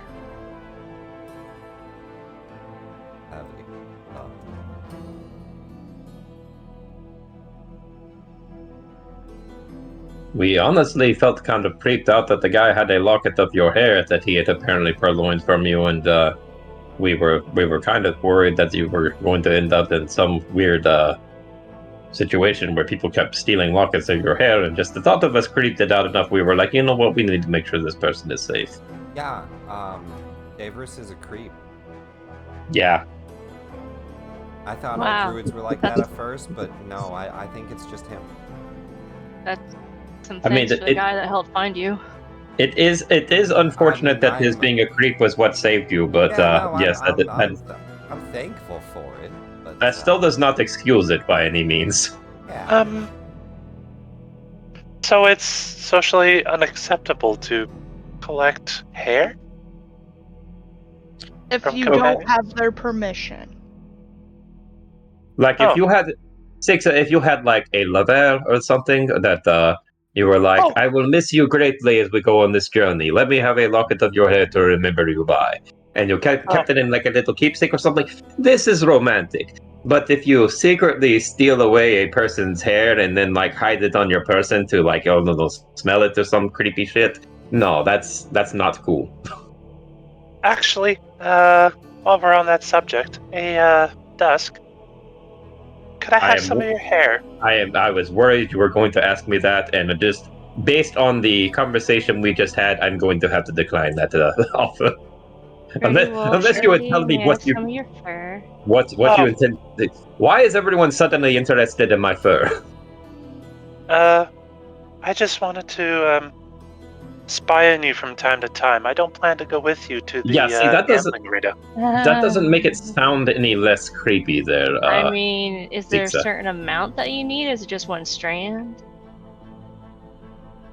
Um, Does it have to be consensual? I mean, it doesn't sound like it.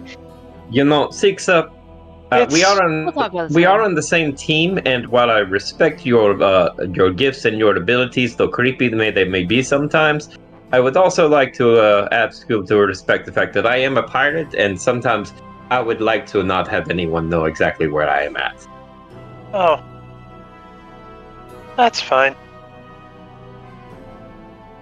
I'll I'll try to keep in touch in case anything happens then. However, do keep in mind that I do not deny this on the grounds that I think you are creepy. I do not think it is a creepy request. It is just a personal preference of myself. I am not It's offended alright. that you have asked. I understand. And Sixel will just kinda sit on the edge of the ship and wave you off. Very well. Now, if you would like something of mine to use for your scrying spell or something like that, I do have a couple of extra daggers. Maybe you could borrow one of my daggers. I have plenty of those to spare. Oh. I usually keep them around for throwing, but I have plenty of them should I need to throw them. So It, if you need something to scry on, you could scry on that if the need would arise. But I would ask that you do it sparingly. Like it is solely just in case there is trouble at this casino. no, I understand. You must understand. A feline's fur is a very very special thing to me. I do not wish to part Uh, with any of it. So let's say the party has a little bit of time before the high Yeah. stakes. Let's say you guys go kind of shopping around and prepare.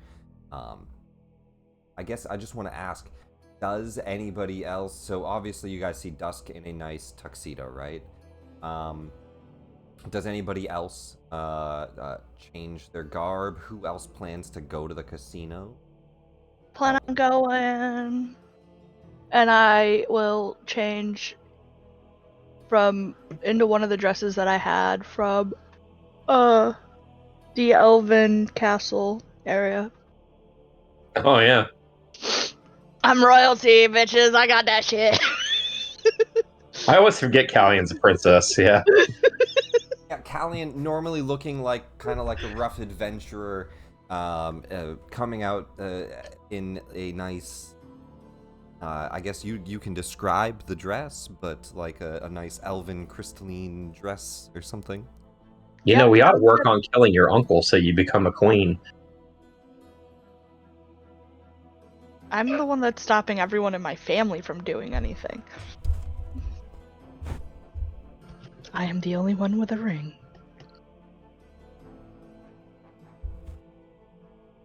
Oh, Shell puts on her celestial dress. Very nice. Beb? Veb will just morph into something fancy. Fair enough. Oh. Just morphing your form. Are you still? Do you take off your armor and put on anything, or because you do still have on armor and stuff, right? What do you normally? Normally, Veb's just wearing the pink whatever. Oh, you don't wear armor, do you? I mean, I got the shield. The shield, yeah. To that end, you guys do not think you'll be allowed to carry weapons in here. Now, if you want to try to hide weapons or anything, you can let me know what you try to hide. Otherwise, I assume you don't bring your weapons in the front door of a casino. You're welcome to try, but that is, I think automatically you assume that they're not going to allow weapons in the door. I'm hiding daggers. When we get to the door, we'll do like a sleight of hand check if you want to try to hide a small weapon. Okay, minimum of 30. Jesus Christ. Yeah, I mean, if you're good at it, you're good at it. But that is just letting you know. Callian hides a whole glaive and everyone else's weapons under it. My ancestral weapon is a dagger, guys. I'm just highlighting the careless whisker so I can see what stuff I have on it real quick. So let's say you guys kind of group up for breakfast. Yeah, that's what I thought. I'll just pick an area. You guys don't know that much around Sigil. I mean, Chell does, right? But let's just find some you guys can have breakfast. Say, because I've never brought anyone.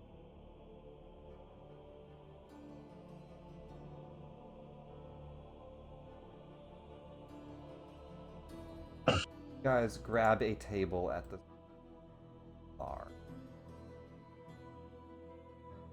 This place is lovely. It has a great fragrance of like fish and brimstone. I appreciate it. I will give you a full description of it here. Let me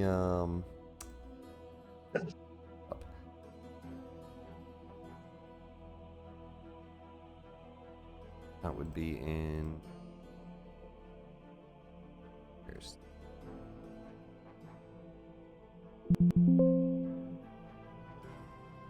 Smolder Corpse Bar. The wrought iron walls of the Smolder Corpse Bar muffle the mayhem of the hive. Locals wet their whistles in the dive bar. That's one way to word it. Raising dented mugs to angels and devils. So you can see throughout here there's all types of folk. Angels, devils, and alike.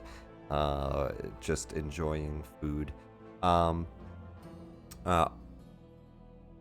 For the most part, this is kind of where people go when they're off the clock or on break. Heat rises through vents in the tap room's drab tiled floors to warm, banged-up metal tables. The surface is marred with blades and stained with dry blood. Really a great, hygienic place to eat.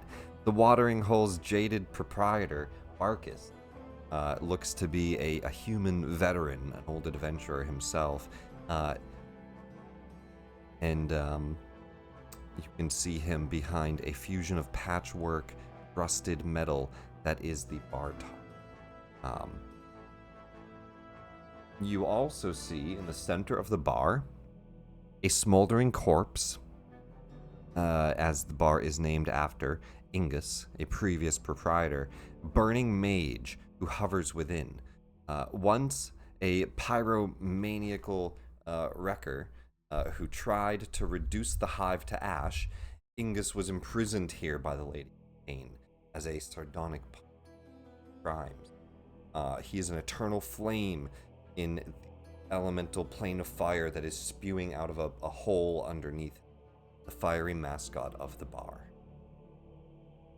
Cool. So there's just a man screaming and burning behind you. Oh, that looks painful. What is painful? Are That. you alright? Oh, the burning guy. Yes, that seems unpleasant. I wonder if I could roast a fish on him. Dusk is going to go to the barkeep and, excuse me, proprietor. We are in town for a game of chance at the your illustrious casino here in Sigil. I was wondering, perchance, if I could bother you for some fish I might roast on your flaming grill person over there. You want to use them to cook? Well, I have never used a person to cook, so I was wondering, what kind of flavor it might give the meat, Yeah, why not? I mean, it's eternal flame from the elemental plane of fire, so it's not gonna go out or nothing. Just try not to make a mess. I try to keep the place clean. Yes, your place looks very clean. Hey, and anything that you leave behind, by the way, well, I'm not responsible for it, so don't lose nothing. Oh, don't worry, I don't lose anything. I only gain things.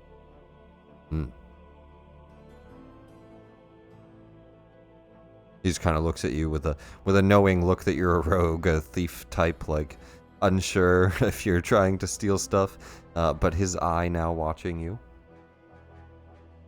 No, I That just, it's him that he's worried about. yeah. Uh, Then I Not the start in a tuxedo. elegantly Yeah. classed Direction. And you kind of look around. Most of the patrons really not catching your eye. One of them does. There's a mind flayer in the corner, who seems to be enjoying some liquor, sitting alone, sipping slowly at some liquor.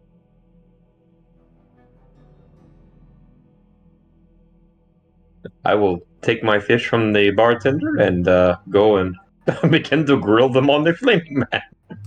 Are you proficient with cooking tools or anything? No. All right, just give me a dexterity check. Sure.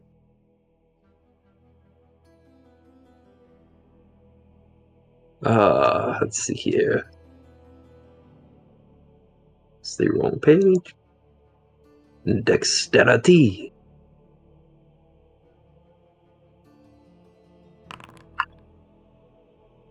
I mean, easily enough, you're kind of just cooking and pulling the fish out before it looks too charcoaled or burnt. Nothing too special is try to cook over this, but you cook up the fish over the burning corpse of Ignis. Take a bite and it's quite good. It does give it kind of a smoldering flesh flavor to the meat. It's quite nice. Pretty sure that's some kind of health violation, but you do you. Well, I mean,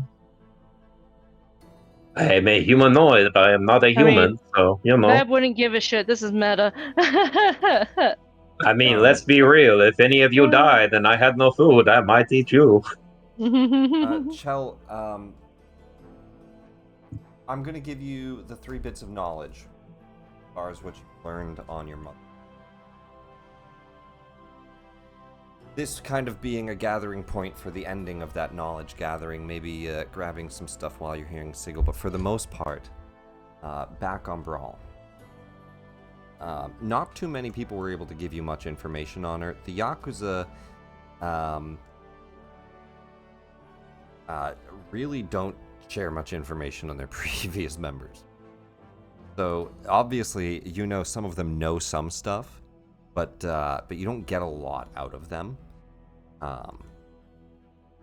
But you do get at least like somewhat of a timeline.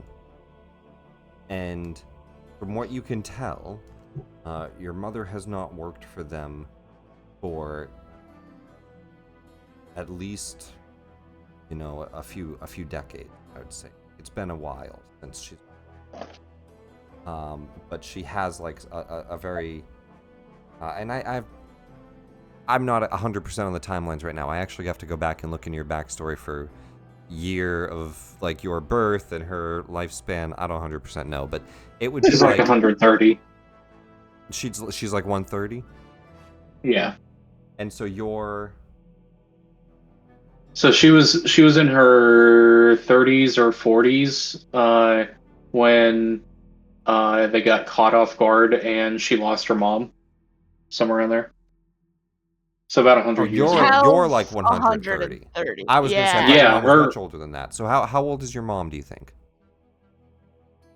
Oh, I have that written down. I know you do. I don't remember if you. I was gonna go back and I can go back and actually write up a timeline for this, and I should have. But you have an age span of an elf with a 130-year-old daughter, probably 300, 400. No, she's 1,163. Yeah. And part of that being that she's been in the Astral Sea a lot, as well as potions of longevity and other things that also extended her life.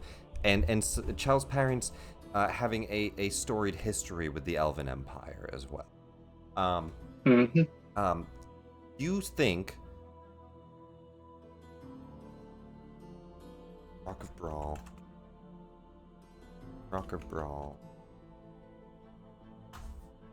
Let me double check. What year did it switch over to King Prince Andrew? 12th century. So 12th century. No, 12th or 13th century is when humans arrived on it.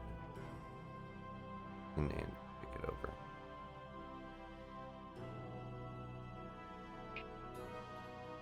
Captain Bral, here it is, the 13th century.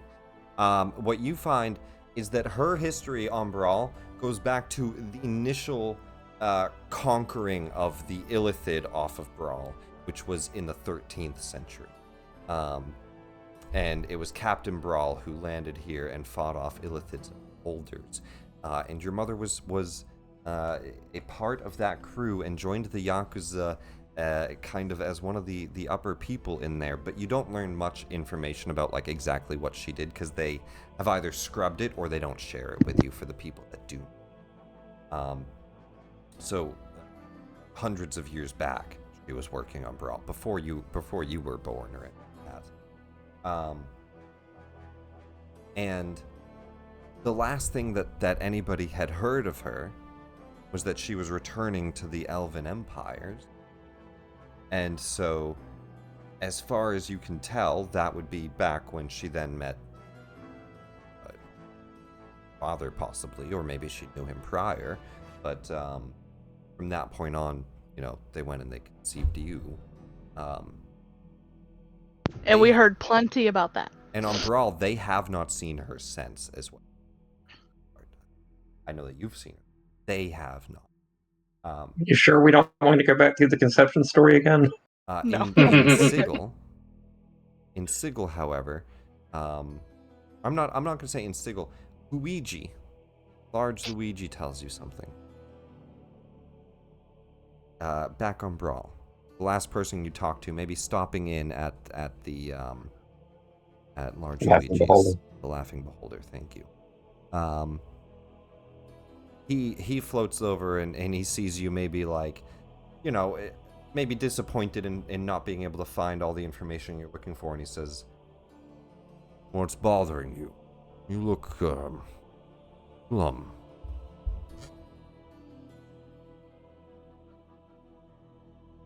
Well, I'm just trying to figure out some information about my mother. I found out that apparently she helped found this entire colony, which is surprising to say the least, but I still haven't found out why or what that has to do with this weapon. And she kind of like points to the sword on her back and takes a swig of beer or whatever she's drinking. Well, you do know I know everything, right? So I've heard. So You what should have what just do you asked know me. then? Well, what can you tell me? Well, the Semigane. Well, that gained most of its power back in the day when they actually fought here. That's what it has to do with it, I believe. When your mother wielded the weapon, when anyone wields a weapon, truly, it slowly gains power. It's how artifacts, they're crafted and forged, but they don't gain their power unless they go through great deeds. They gain a name, they have a storied history. You're adding to that story now, but your mother, one who, well, even came up with the fighting style. A lot of the Yakuza don't remember it now. been some time. She played a large part in Bral's history. That was before she went to Sigil. Meet with the gods.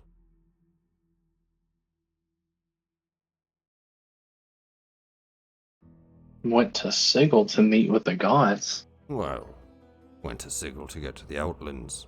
The Outlands lead gods' realms. Why was she doing that?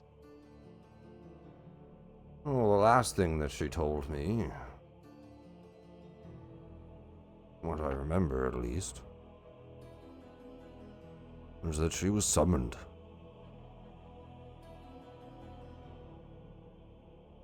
I believe it was,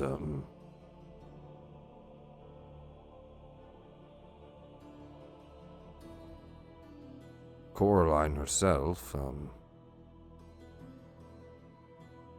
well, the large, major deity, the greater deity of the Elven Pantheon.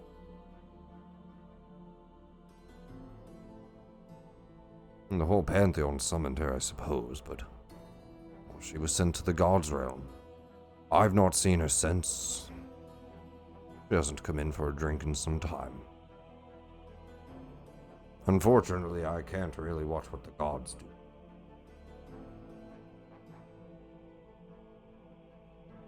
What is the gods' realm?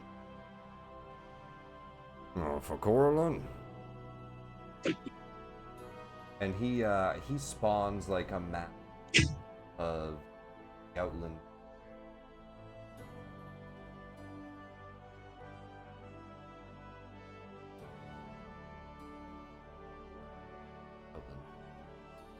Sigil being in the center at the top of the spire. You guys are here.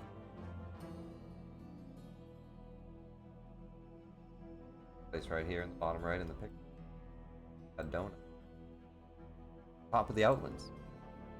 The Outlands lead to all of these diffic realms. Connection to every different deep realm. From the hells to the heavens. You can get pretty much anywhere. Guard, Bo, Arborea. All the way down to Hades. Gehenna.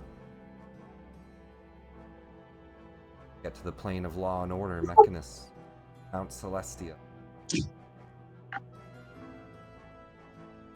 The connecting areas here to be fashioned with the realms that they reflect. Says, and actually I have to double check really quick. Which realm is the Elven Pantheon in? The Celadrin Pantheon. Orlin. Vandar.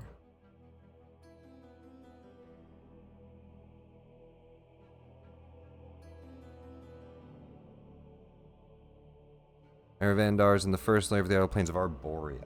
So Arborea.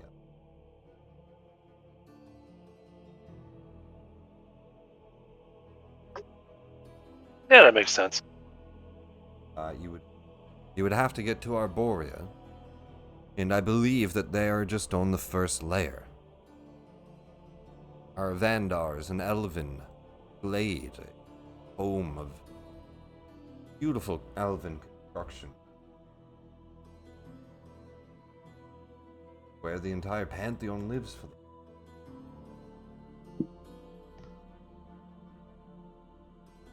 And she was summoned there.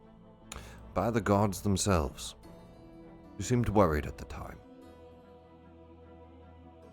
And who forged this weapon for her?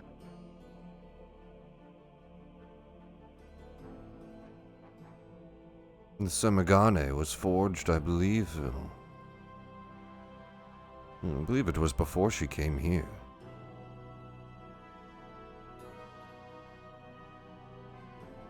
I'm not even sure if she forged it. I would assume not, because she was kind of shit at a lot of things except for fighting. She never seemed like the type that made weaponry. No, I think that she found the weapon. My best guess. Unfortunately, I don't know what passed. Chal nods and takes a swig of, or finishes her drink and says, "Well, I appreciate the information. Definitely give me a bit more insight into someone I never really knew much about. We did lose kind of a 100 some odd years of history between the both of us. So it'd If be you're nice to know at looking least for her what." now, it's likely she's still in that realm. If not, at least someone that would know. She shakes her head and says, "I seem to have a different path now, but I am at least curious about what led up to now, what she got into, and, well, I know what I did for the past 100 plus years.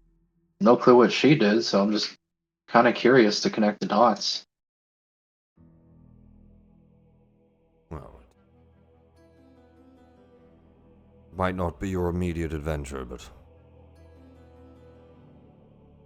it is a nice place to visit. Shell nods, puts down a couple of copper or whatever, and um, heads out and says, "Maybe one day something will take me there. We'll see." Then waves and walks out.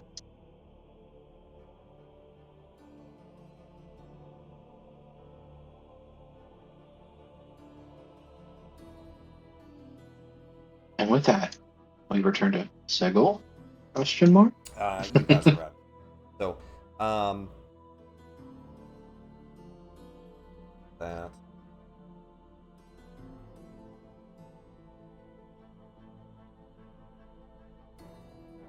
The party gets dressed up and prepares for Fortune's.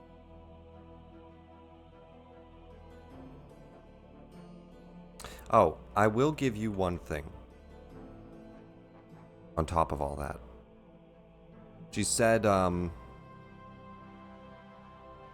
large Luigi would tell you one extra thing, which is that your mother called herself she was fated for the Tel Quasir. And what now? The Tel Quasir.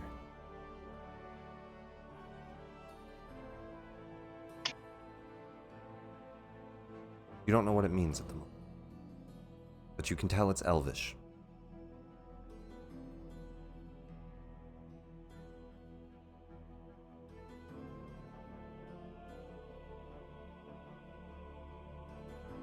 In Elven, you think it translates simply to the people.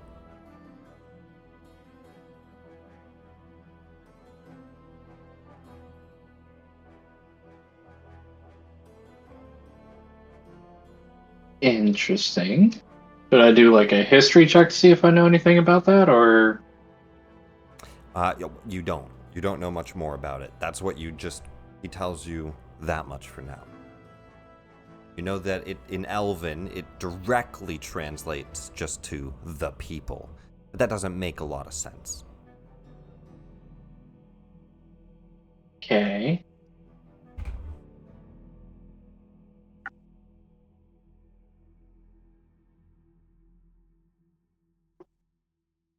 With that,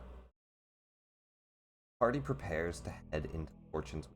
As we go in there, I'll just ask, who is... Well, here, who's going in? Who's staying out? I'm sure Dusk is going in, and probably. I mean, I don't want to speak for anybody else. Six is staying out. She's not too interested in the gambling venture, but she will try to harass anybody going to see if she can get something more than a dagger, like a locket of hair or something personal from somebody, so she could scry every now and then. Does anybody not give Seeksa something, or are you all just? We're gonna give not her a going to be able scrying to option? carry in our weapons with us, right? Sure, but That we one can't second, hide. one thing at a time. Seeksa just wants to grab scrying items from everyone. Does everybody give her one? Well, that's what I was asking. If we're not going to be able to take in our larger weapons with them, Dusk will entrust Seeksa to hold on to the Careless Whisker. Well, so I'm sorry. Yeah. So then to that, getting into the casino, you don't think you can get past into the back rooms without giving either giving up your weapons for them to store, or leaving your weapons in ships or something. I'm assuming the Careless Whisker is, as Dusk's ancestral family weapon, is close enough to him to be able to scry on him with.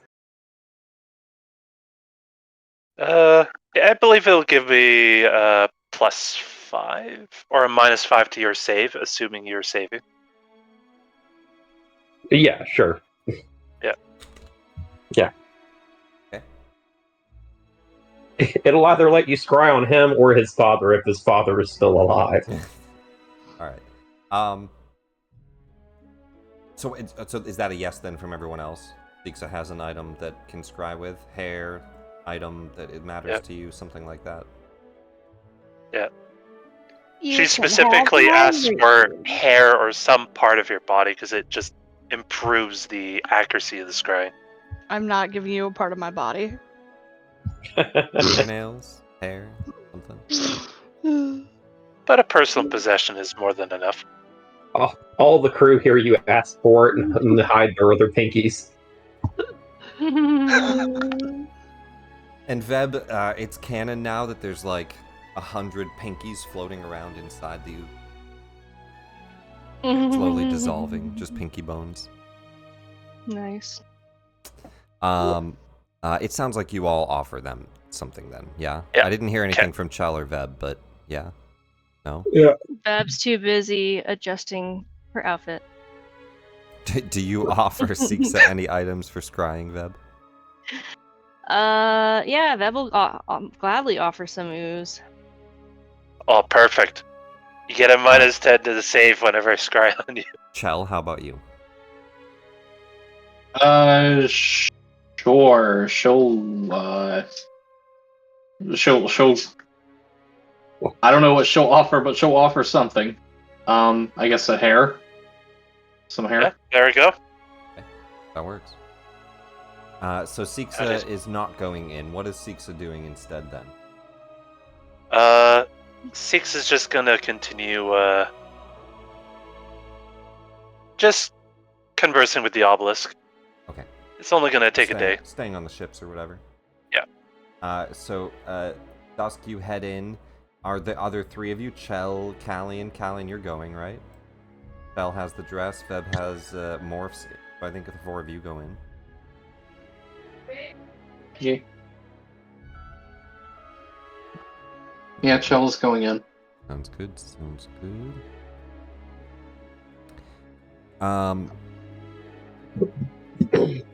There is an ambience in the casino throughout.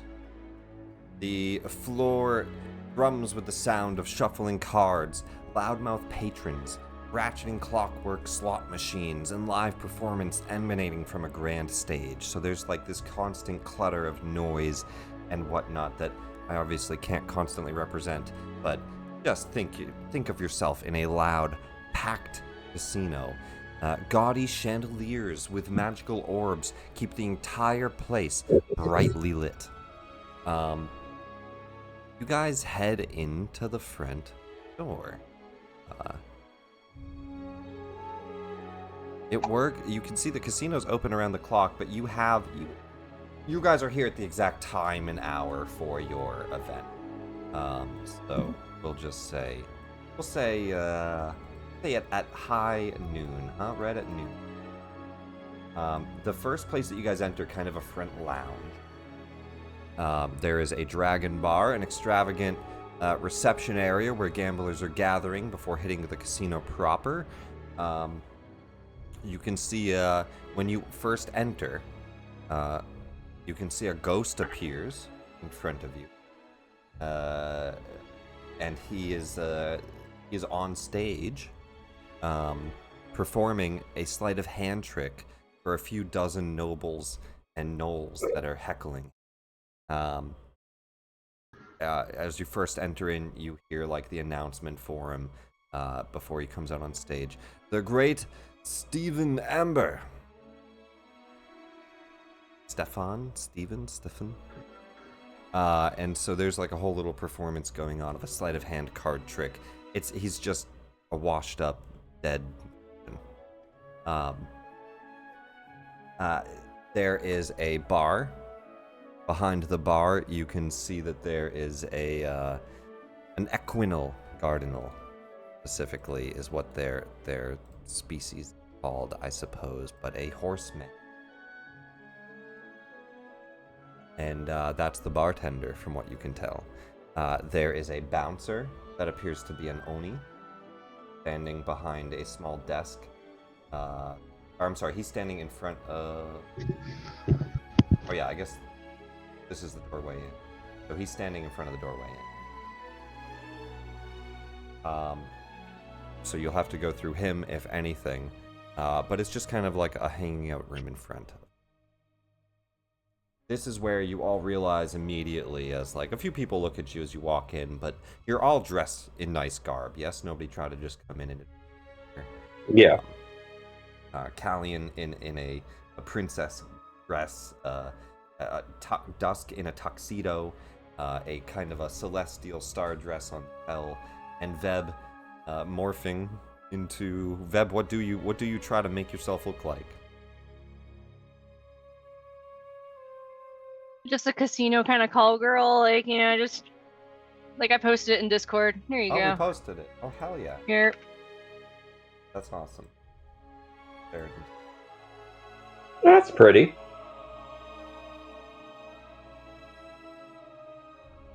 That extra art. Veb dressed up for the casino as well. Nobody pays you too much mind as you first walk in. You can tell that they have a couple of games here. There's a wheel, a fortune wheel, that looks like it's the older kind of like the previous fortune wheel that like a display model over here that they used to use. But that is pretty much most of what you see. There's also a few steam methods that are chilling in the kitchen working. So they have a little kitchen, a bar, and you have to get past Vez the Oni. He looks at you all approaching, and just a couple of imps behind a curtain look, and one of them says to you, tickets?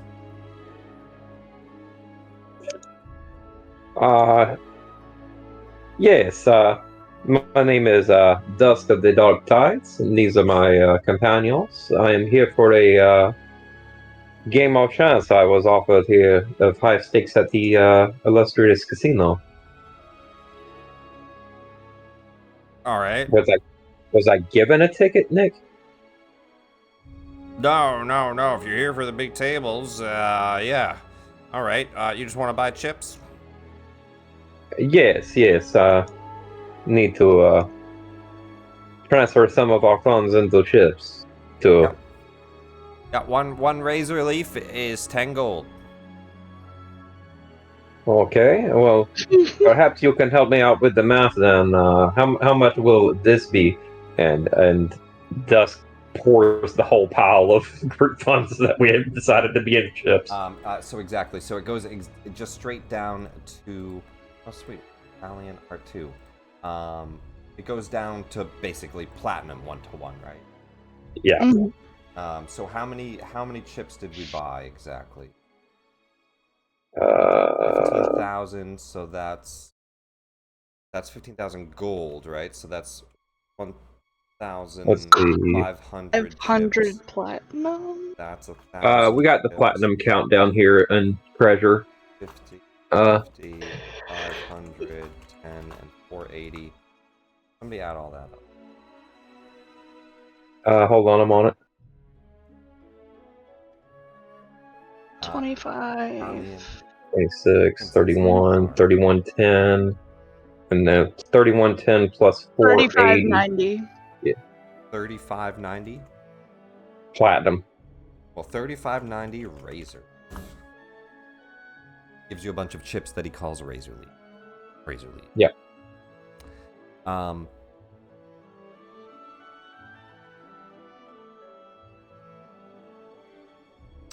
And they look and they say, all right, you're probably looking for the platinum rooms. Meska, I think, will probably come and get you. She'll know when you're here. Just enjoy the floor until the platinum rooms open up. Very good, very good. We will do so.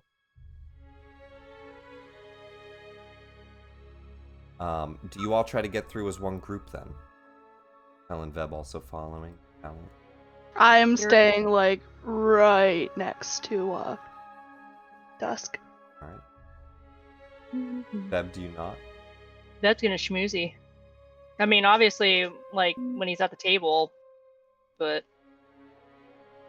Yeah. So this is just like a front room. You guys aren't even in yet, really, right? okay, then keep it with him. So the Oni, as you guys go to walk past, he looks and he says, "No weaponry allowed inside. I just have to make sure that everything is proper." Of course. Very good. We are prepared for this contingency, and I believe we have no weapons among us, but you are welcome to check. You see, he pulls out a looking lens, and he shines it over the party. That is unfortunate, because Dusk was hiding 2 daggers in his tuxedo. I was hiding It's 2 not- daggers. It's not X-ray vision. Oh, It is okay. true, it is true sight. Yeah, that stuff is inside her. It is I was like, I don't want to lie to Nick. That sees beyond. It's true sight that sees beyond illusions, right? So this is just if somebody had illusions covering them. So you can still sleight of hand daggers past him. He's gonna do an investigation check against sleight of hands. And Dusk one is for an one. illusion. Yeah. Dusk is not wearing fancy clothes. Yeah, so he holds the lens up over you. Let's do Dusk first. Dusk, you walk up. He holds a lens over you. What does he see? He does see my traditional pirates' leathers and my hat of disguise, but I don't have any visible weapons on me. Yeah, so that's fine. He looks and he says, "Aren't you here for the high tables?" Yes, I apologize. I didn't have a chance to actually go and appropriate any fine garb, so I had hoped my powers of illusion would make me more presentable. And I should also state, he's not in this cloak. Like, this is like the monster block for an Oni. He's in like a bouncer garb, right? He looks and he just says, "All right, well, that's not an issue as long as you have no weaponry. I just need to check." And he's going to do an investigation against your sleight of hand. So DC will be 15 to hide some daggers. Small items. Oh, okay. Pull up my sleight of hand real quick. And I only have advantage when I'm picking locks with the gloves of thievery, right? Yeah, that's for picking locks. This is just him investigating where you hid the dagger. It's fair enough. So you would, even on a nat 1, you actually couldn't fail that, right? So yeah. A 30 though. I mean, he pats you down. He looks. He says, "Yeah, you're fine." I take one of his daggers. Oh, he doesn't have any weapons on. I know. You walk up next, Callie, and I think same thing, right? Like, you can't... I don't think you can fail this, but roll a sleight of hand. Yeah, also a 30. So, you walk right through as well, and he just looks and he just says, "All right, next. Looks good. At least you can afford a nice dress. How about you?" And he holds up the lens. He looks over you, Veb. You'll never know I relocated my pockets to my back. So you just... So what weapon or item are you trying to hide? I guess my traveler's friend quarterstaff and my staff of power. So I'm you not want worried about to the you want to shield. bring 2 stabs in here. Yep. Oh, One we in both each brought leg. in 2 daggers, I believe. Daggers are fine. Oh, okay. Sneaking in 2 stabs. Stabs are big, right? So Yeah, one in each leg. So just kind of weird up pockets. That kind is of like going all the way up. 7 feet tall right not now. a problem. It's fine. Yeah, but it's not a small weapon, right? So yeah, so it's going to be. He's gonna have an advantage check. Give me a sleight of hand. He's gonna do an advantage investigation. Is it normal? Yeah, it's normal for you. Fuck. And he's gonna have advantage on this, which means he Apparently, really I has have to an roll low. inspiration. He does roll low, but not low enough. I have He's searching and he inspiration, says, apparently. Does that last over? "I've never seen an ooze so tall." Do you have inspiration? Apparently. All right. Yeah, get you into gave it us again. inspiration today. Yep, I gave you inspiration. There to we start. go. He looks. He says, "I've never seen an ooze so tall." So Well, I will have to ask you not to come on to my companions. I wouldn't. No. No. You like these legs? He blushes. He lets you through. Chell. What are you Chell hiding, is if any? Please she's tell gonna me you're hide everything in Donnie. Everything? yeah, she's gonna hide everything in her bag of holding. And In your bag of holding, okay. yeah, that's my purse. I don't know you. So what you're gonna be hiding here is the bag of holding. You know he'll try to stop you with that. It's gonna be the same thing. It's gonna kick him in the nuts. It's gonna be the same thing. That's my purse. I don't know It'll you. be a sleight of hand versus his investigation, as he holds up his lens and looks through. Oh no. She's gonna burn an inspiration on that. Well, yeah. Let me roll first. So 14 is the DC as he's starting to search through. Hey. Mark that off. But you are able to hide the purse as he starts to look to the left. You swing it to the right. He looks to the right. You swing it to the left. He doesn't notice. All right, no weapons. The 4 of you are fine to go through. The high roller tables will be open soon. Aska will come down for parties. Don't get lost. And he lets you through a couple doorways. Let me just make sure there's nothing funky going on with it. I don't think so. Brings you to F3, which is just this entry. Heavy doors swing inward, revealing jingling fountains of gold coins. Rising from the floor of an extravagant gambling hall, the glittering spout originates from an open palm of a statue depicting a confident Arcanoloth casting solid gold. The fountain's inscription reads, "Fortune favors the bold."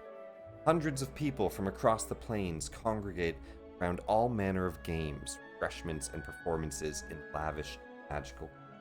I do not have hundreds of tokens, but the place is packed. Even the front hall has people meandering in and out and up and down. Much like a casino, you're walking past people every time you go anywhere.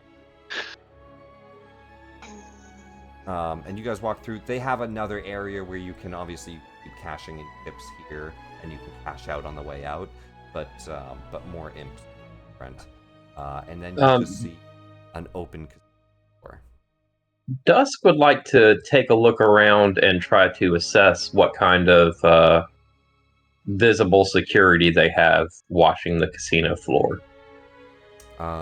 Absolutely. Let's say survival or Can I go around survival or helping? investigation, and you can help with that Okay, cool. if he says he wants help with that. Or tells you. Yeah, absolutely would like help with that. Yeah. We'll go with investigation. And Callian gives me advantage. Callian is totally trying to pretend that they're like together and this is how they are going to get away with shit. The 2 rogues together at all times. All right, 14. Uh,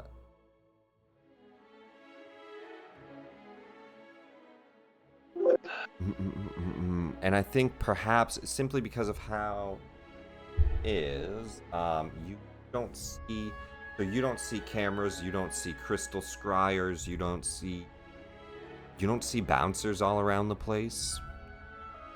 There doesn't look to be any security. That's odd.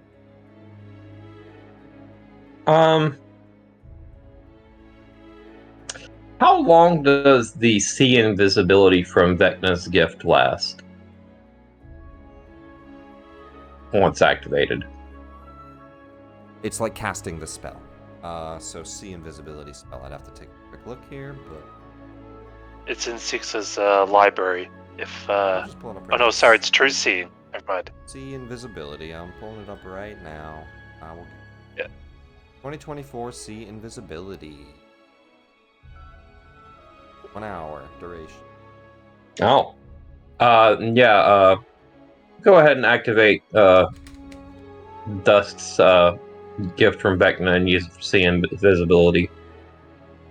That, at a minimum, doesn't give you a lot on a 14 still, but you can see that there are clearly invisible scrying crystals throughout the casino. You are being watched at a bare minimum. You don't see bouncers or anything. Okay. You also do not see a way out, other than that Right. front door. Dusk will use the message cantrip and message Callian. Go, Capitan, I see some scrying senses about watching the casino floor, but no major security to speak of. Would you perhaps like to engage in a little bit of thievery before the main event? There's art. That sounds pleasant. Great view. Nice. Whoa! Ilithid, middle of the room in a nice, elegant white outfit with shoes. There's a tiefling, dwarf, groups of different races all throughout the place. There's a slot in the back room. Apparently, he's just chilling back there. Angels and devils talking, and a small group of people and on stage you can see an elf, Bella current.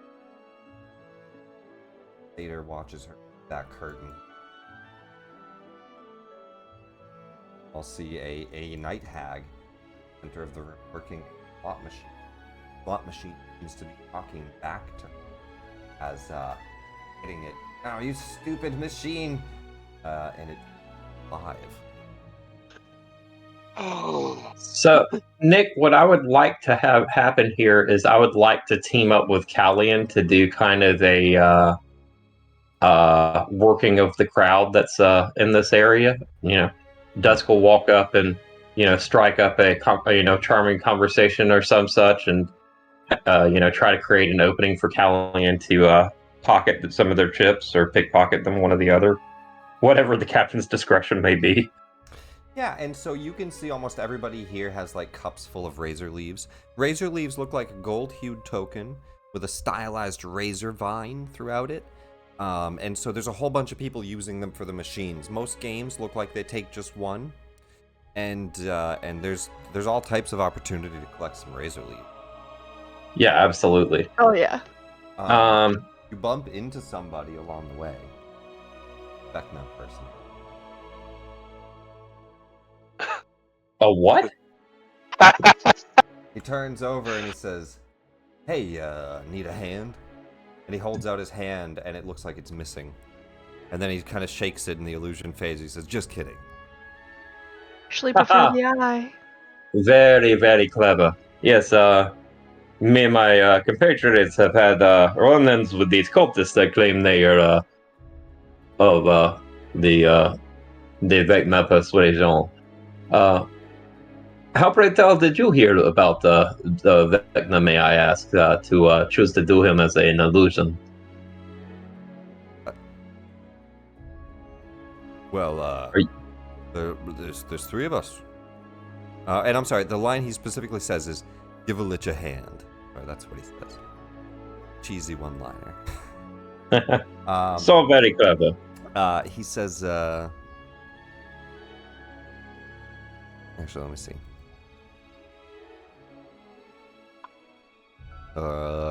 He says, well, there's 3 of us here. We're just trying to lighten the place up.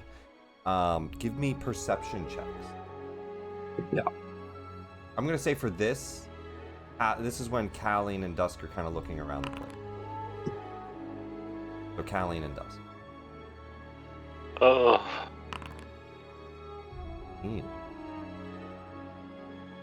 You catch a second one picking your pocket. Oh, hands out there, friend. I don't want you to lose anything you might be attached to, eh? He looks and says, oh, sorry, I thought I saw a knife. I'll take whatever's no longer attached.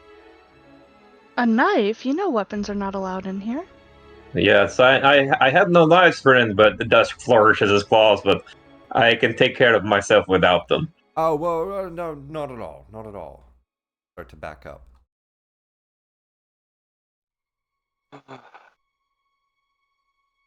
Yes, as a matter of fact, Senor, not Senor, God, he's French. Monsieur, Monsieur Only, bouncer, could you perhaps come over here and Oh, you'd have to go. He's not in like shouting distance. Yeah. Yeah, he's out around a corner in a doorways. Perhaps we should go have a small chat with the very pleasant bouncer at the door, eh? They look and they say, no need for that. Apologies. They start to walk away into the crowd. Can I try to pick their pocket as they try to walk away? Yeah, give me a sleight of hand. Yeah, Dusk would absolutely like to help with that. Trying to. Before you go, friend, perhaps you could give me a small rundown of the patrons here. I'm not new to the area myself, and am not privy on the higher marks that persuasion such as yourself may be interested in at this event. He looks and says, oh, well, we were just recently hired by Shmeska. There's entertainment for the floor. As for the patrons, well, you can always watch the stage. Estrella gives a great performance. Some backroom games, more privates. The floor is, of course, open to you to play any of the. That's not really my job. Well, what exactly is your job, friend? Because it seems like yes. Entertainment got you to check my pocket for mysterious imaginary daggers? Well, of course, we always keep an eye on things too, right? At least just one of them, and he points to his eye patch. Yes, that's what I'm getting at. I'm wondering which of the other customers wandering around here you were keeping your eye on, eh? Look, don't tell Shmeska, all right? We're not supposed to steal. It was an accident. We won't bother you again. Right, and I won't. Into his pocket. And you can tell and he drops like the persona, and he's just like Dusk will bring him in close. He sees Callie and making her move and go. And say you were to go into someone else's pockets, is what I'm getting at. Who here in this room would you be likely to target for such an endeavor, huh? Just between you and I. We're just trying to make coin. Yes. Yeah, well, I don't know. I'd go for the nobles more. A lot of different nobles that come in here that are rather fat and lazy, to be honest. They often don't watch. One of us keeps them distracted. The other just fills their pocket. I understand. They're good rules and one of the best. I condemn your efforts, friend. Never hard to mend for getting a chance at a bit of a coin, eh? He says, wait, condemn or commend? Wait, what? Sorry, my accent sometimes gets in the way of what I am trying to say. This common tongue of the galaxy is a little hard to interpret. But, God, that was like Transylvanian. So you at least distract them long enough and scare them off. You also notice, as soon as they walk away, they change their appearance. They no longer look like Vecna. Okay. They take on a different performance. They clearly are shapeshifters. Chell, you spot those 3 to be doppelgangers, strange blue monsters.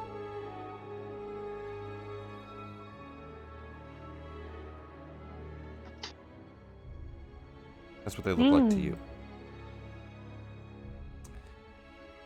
You guys make your way around. There are some games that you guys could play with. Our game is stealing. Yeah, Callian and myself are now particularly targeting fat nobles. If you guys just want to try to steal some coin, then I'll give you guys a chance to steal some coin. But quickly, while you guys will start to go around. Just you're hitting different slot machines, stealing coins from people. Veb and Chell, what would you two be doing until the big game begins? Veb is going to start nonchalantly leaving slime around and then like letting it ooze underneath the machines and then kind of suck it back in to see if she got any coins and shit. You're trying to be a vacuum around the whole shop? Yeah. Okay. Yeah. Alright, so you're trying to collect coins, but without stealing. You're looking for lost coins. Yeah, just misplaced. Just helping them clean Honest up a bit, thievery. Alright. and anything. Chell, that what are you doing during this time? Trash. You see your party just like split into the 2 people go off. They're immediately, those 2 already have a plan. They looked for cameras. Now they're stealing.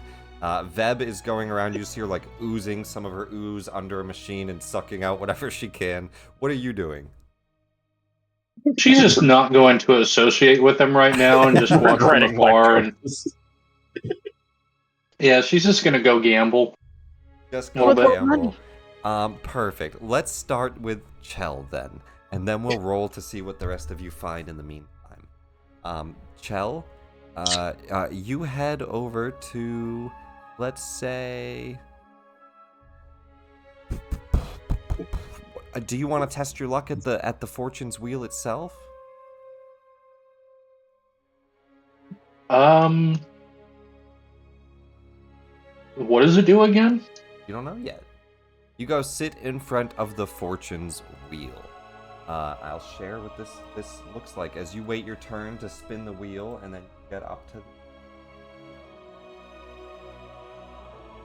what you see ahead of you. And what did Chell see happen to people as she was waiting her turn? You see people spinning the wheel. It seems to take 5 razor leaves per spin. And it appears that everybody only gets 1 a day.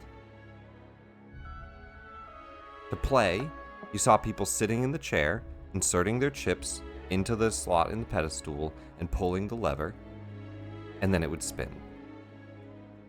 They got different gifts depending on what they rolled.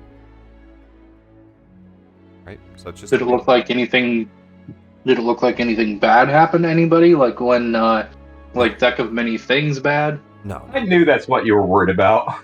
It didn't look like that. PTSD. No. Yeah. All right. She'll sit down and play. This hall holds the game after which the casino is named Fortune's Wheel. The dazzling upright roulette wheel, decorated with blinking lights and prizes galore, rises from an ornate stage of its own. A plush throne sits before the wheel, before a marble platform fitted with a coin slot and a large lever.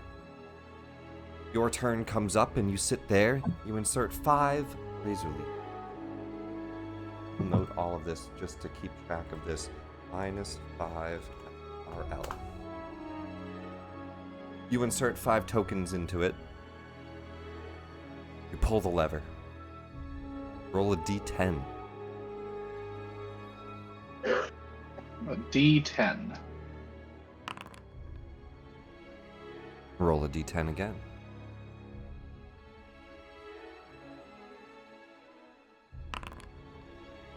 And one last time.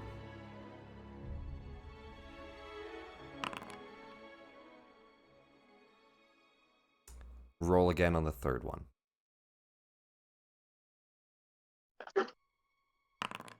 Roll again on the third one. One is Get a reroll. anything but a 4, one. 5, 5. You get a stein, 2 coins, and 3 coins. That's close. All right. If you had 5, 5, 5, you would have hit the biggest jackpot this thing offers. That was actually super close. The stein. The very first thing that you win from the stein is you win free drinks at the Ice Lounge. That's what the stein represents. The second thing, 2 coins and then 3 coins. 2 coins is 500 gold, 3 coins is 5,000. So 550 razor leaf come out. You basically hit a jackpot. Not a full jackpot, but like you almost hit the max it could offer, and 3 coins is huge. Shell That's just the inner wheel. grins and pockets her winnings and dashes off.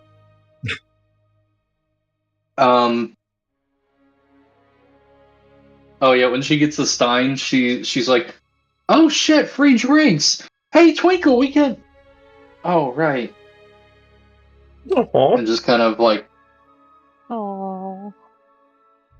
dashes off, just with a little bit of sadness. You hear somebody say, "My damn turnip, did you say Twinkle?"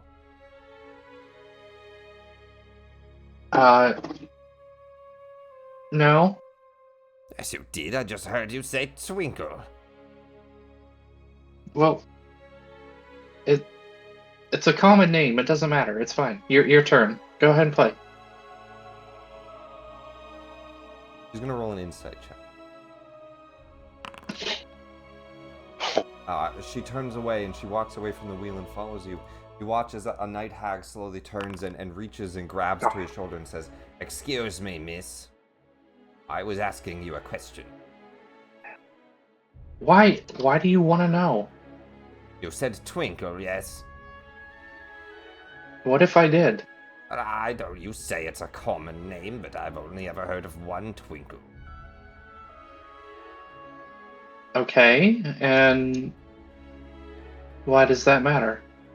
Because I can't stand the bitch.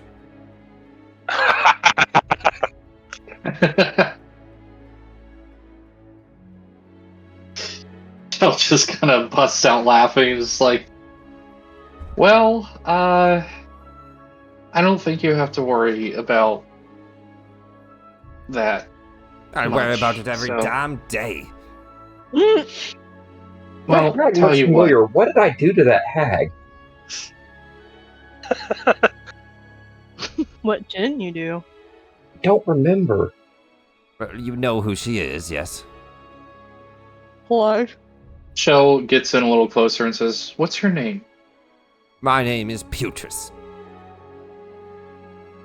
That's Shell's familiar. eyes just kind of like dart open. She's like, "You're right to worry about Twinkle. She thinks about you every day. She's hunting you. She's coming for you. Twinkle You should doesn't even remember you. You should probably run and hide." I wish I could hide from her. No, she's been living in my domain in the Shadowfell for some time now. She's a pixie, right? A fairy? Something like that, or whatever the fuck she calls herself. Wait, like recently? Well, yes, over the last week or so. What? An absolute thorn in my side. I see. And is there something you want me to do about that? Yeah, if she's your friend, yes, I would like to rehouse her. And how would that be possible? Well, of course, you'd have to go get her. She doesn't listen to me much. Yeah, there's always going on about this Ori she's missing. Something about its magics.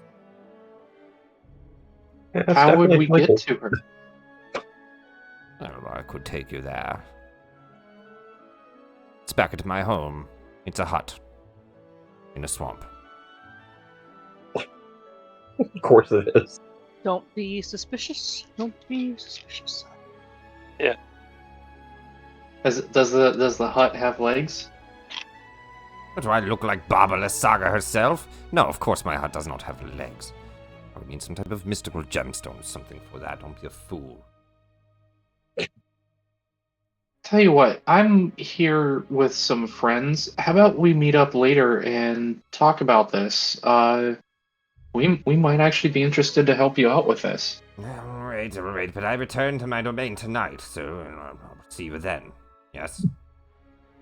Sure. Good, great, lovely. Get rid of this fairy once and for all. And she stomps off.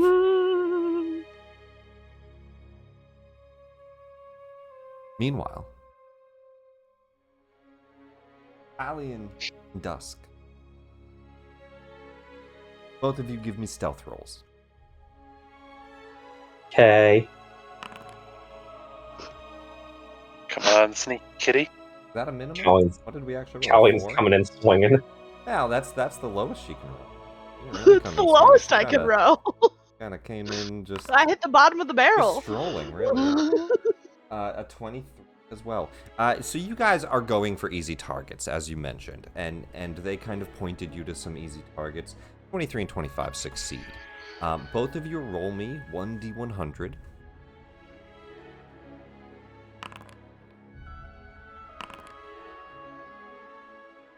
Over the next hour or so, as you guys wait, have collected a total of, you can basically add a 0, the 420 razor leaf and 308. What did I get from the changeling or whatever? Yeah, she rolled a 31 sleight of hand. I rolled a 31 sleight of hand on him. The doppelganger. The doppelganger had. I'm going to say that he had already collected a small chunk himself. Roll me 2d12. Oh, nice. You basically stole 9 razor leaf from him. Ah, okay, that's fine. So he just had a pocket of change. He was going around doing the same thing, and you stole his money. More money than he normally would make in the day, but he steals more than he gets paid. Has Veb found anything? Veb, you are cleaning, and I'm gonna say, unfortunately, cleaning is a little bit less effective. So a D100 minus 10. So there's a negative 10 in there, but roll a D100, and if you roll high, you might still get a lot. Walker hit 90.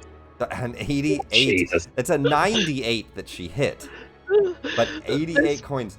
Veb cleans under the machine. Veb, there's a couple of times where you don't clean under the machine. Your ooze slips into one of the machines and drains the coins from it. Okay. You collect. I thought that's what she was gonna do anyway. I'm not gonna lie. 880. I wasn't that smart. 880 razor leaf. You were that I would smart. like to use make a lot of coins. 5. I would like to roll the wheel too. You guys all can roll the wheel too if you wanted.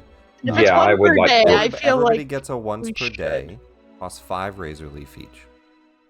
Oh, I want to roll a wheel. Yeah, we'll all 3 roll the wheel. Then let's say this. Chell invites you all for drinks first, and tells you about the wheel, as you guys are kind of looking at all your winnings. As you guys go over to the ice bar.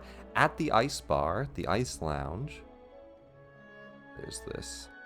Now, is that Pee-wee or Fee-wee? That's a great question. Oh wait, also jackpot. Let me see what that says. If all 3 symbols match, each okay, so yeah, so if you had hit that, you would have like tripled your money. Holy That shit. was so close to you having so much money from that machine. Okay. Anyway, let me see. The ice lounge. Chilly fog emanates from an ice lounge, a bar chipped from a magical glacier. The bar itself is made of ice, and it's kind of emanating a steam, think like dry ice, right? Its bartender, Pee-wee, a warm-hearted Yeti, she says, she speaks common, and she says, "What can I get for you?" I'm a mixologist. I specialize in cocktails. Face-numbing ones, really, but they're great. Could you perhaps do a light cordial wine with a little bit of catnip in it, please? And she nods and starts to prepare that. And she says, does anyone want to try the abominable? Yes, please? Sure. What? The abominable? Yes, please. What's in it? It's just a cocktail. But what if I have allergies? Do you have Says the allergies? ooze person. Yeah, Bev has allergies. You see a dragon next to you. He looks sad. He turns and says, "Ugh. I'm allergic to winning." Oh, buddy. Bev will give him a coin. You can see Lift the he's spirit. fidgeting with a single razor leaf. You slide him a coin. He says, "Wait, really? Yeah. Thank you." He slides it over to Fiwi. All right, that's 2 out of 100. I have a tab.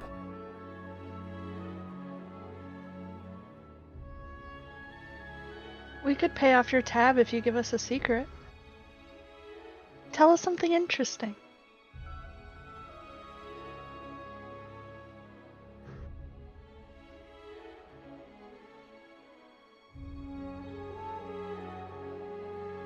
Man, I gotta come up with a secret for this dragon. How dare you make him work? What I'm gonna do is, if he rolls, He's an I'm alcoholic, gonna but it's roll not a very I'm gonna roll a secret. history check. He has a -2 on history, but I'm gonna say if he rolls a 14 or higher, he can give you guys a secret, and I'll have to come up with it. Okay, 16. Damn. He recalls back his memory, and he thinks, and he says,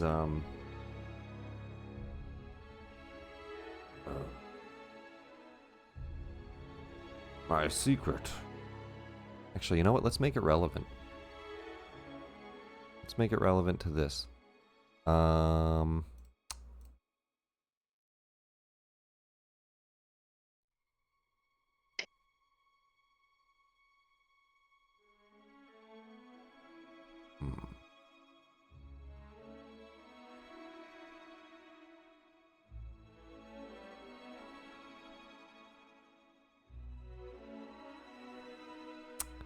He's going to say his secret is, I failed my queen, Tiamat. I was supposed to be her, well, master of the casino games. I had a good job in the Nine Hells. I worked at the Red Belvedere. But a nasty, no-good Blue Abishai took my job. Her name is Nysa. And they did not hesitate to cheat and outwit me. It was definitely a cheat. I didn't tell the queen, because I should have won, cheating or not. Now I am just a no-good dragon in Sigil. So there's no way to redeem yourself. Just keep practicing. Do a, some kind of amazing comeback. Go train under some other casinos or whatever. Learn their strategies, and then come back. Then kick his ass and be the leader again.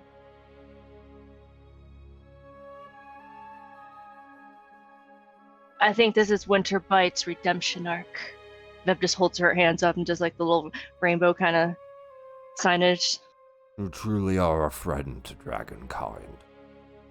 Give me a persuasion check, and if you succeed, they might take up all that redemption arc offer. Oh. Winter's Bite looks and they say, I appreciate you paying the tab at least, but my future, unfortunately, has to begin anew. I have given up working at the Red Belvedere. I Well, mean, was this forced upon you? Like, what else did you ever think about wanting to do when you were a wee little dragon? Like, what hobbies did you have? Life coaching. I always liked making ice sculpture. Well, there you go. Maybe you can show off, some ice sculpture art here while you work this business if you're not too tired. I don't. Being an artist is hard. Doing anything is hard. question for you there, friend Dragon. This red Belvedere, whereabouts in the Nine Hells is that? It's in Avernus.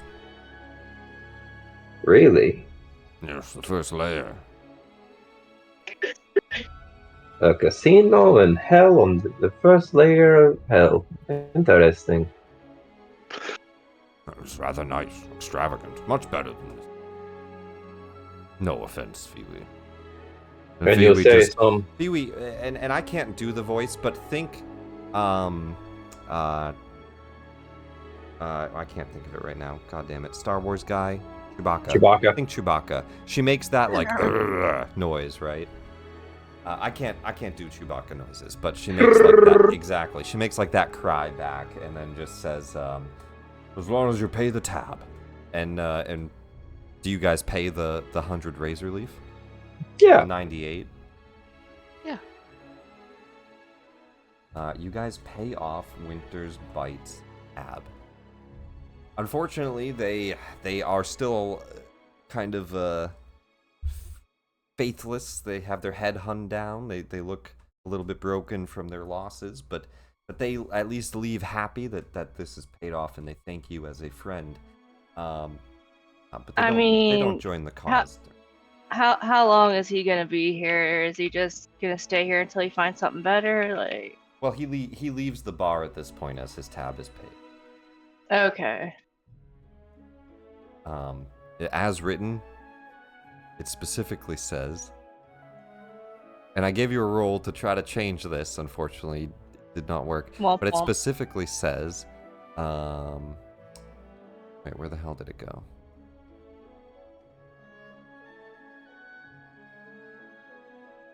Had it open. Here it is. He departs from the casino, never to return. Okay. It specifically says he never returns. So I guess he's gone. Good on him. He's out. He's out. Lazy riders. He's gone. Well, so I was going to give you guys the chance to have him maybe come fight against Tiamat with you, but Winter's Bite just unfortunately on a 5, he's out. Part's not He's in a it. young white dragon anyway, not that strong. Just baby. It's just Oh, a baby. shit. I just closed Forge by accident. It happened. Mm-hmm. Ah! That's why I love Control sorry. Shift T. So if eventually, though, Shemeska comes down. And I think Shemeska, even in her art, she's like walking. I don't know where that golden stairway is, but say that there is one. I don't see it. There's like a backstage stairway here. I don't see a golden stairway anywhere. So she walks down from a stairway that is somewhere on the map, and invites you all, specifically like knowing that you guys are here for things. She walks up to you, your group at the bar, and I will let you guys roll first on that once a day thing. But she's going to say, "Hello, honored guests, and welcome. I know at least you are here for the High Rollers table. Dusk. Yes. Oh, Dusk of the my Dark Tides. my talents and persuasion in the world precede me. I see, Miss. You can simply call me Shemeska. Oh, a pleasure, Lady Shaneska. Well, the events will be held in the Platinum Rooms. When you're ready, I can get you there. It's where all of our High Roller tables are done. Ooh. The got three of loaded you back joining in. us. I would like to see.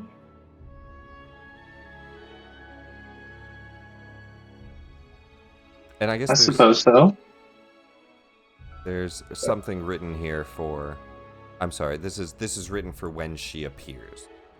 The lights dim and the crowd murmurs with anticipation. Like a spotlight, a portal appears in the hall's vaulted ceiling. So that's what it is. A portal appears. And casts a golden glow on the casino floor.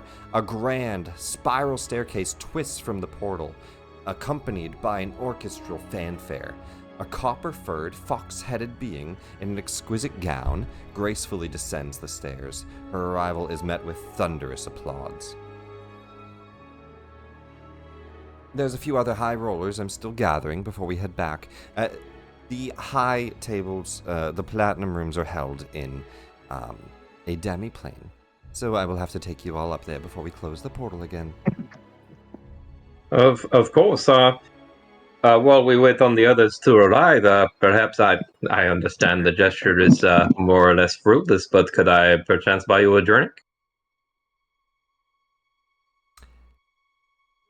I'm quite alright, but thank you. Of course.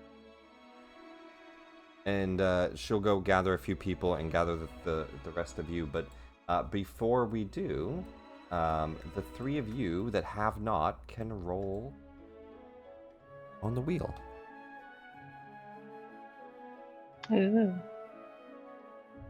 We'll go one by one here, so I need 3d10. Roll them one by one. Let's start with... Let's just go left to right. Callian, you get up there first. 8, 10, and an 8. 8, 10, 8. Tentacle. Roll again on the inner wheel on a 10. And tongue. No, wait, I'm sorry, I read that wrong. Tentacle, roll again, and house. Roll... 8, 8, 8. Triple 8. Tentacle, bag, house. You get... I get a house. The still writhing tentacle of a mind flayer comes out on the outer wheel. I throw it to bed. Yay. The other... oh. You win a deed to a house. Called it. And it specifically says, in a gate town of your choosing, you win property in Sigil. Wow. And then it was gate, bag, house. So bag. You win a bag of holding as well. Currently empty. I would like to say I did not have a bag of holding prior. Nice. Well, you So win a bag of nice. holding and property on Sigil. You can choose which ward. It actually says that. Choose which ward you live in. Gain a house on Sigil. Just like a normal house, not a manor or anything, but property nonetheless. I have property in Sigil. That's like Yeah. way more than what other people can do. Veb, you step up to the wheel. I need 3d10. Oh, I thought Chell is next. Okay. Tell already. She already went. Oh. Okay. 10, 6, 7. 10 is a reroll on the first wheel. So just 1d10. another 1d10. 6, 6, 7. Tunic, sword, big ticket prize. Ooh. Oh, interesting. So tunic, first off, you win a tunic size. You win a tunic sized for you. The way it Nice. scans you and it prints out a tunic in your cart size, and it specifically says on the tunic, "I spun Fortune's wheel, and all I got was this lousy tunic." But that's not all you get. You also got sword. You get a +1 weapon of your choosing, which you can redeem that on the counter on the way out. And then you also get big ticket prize.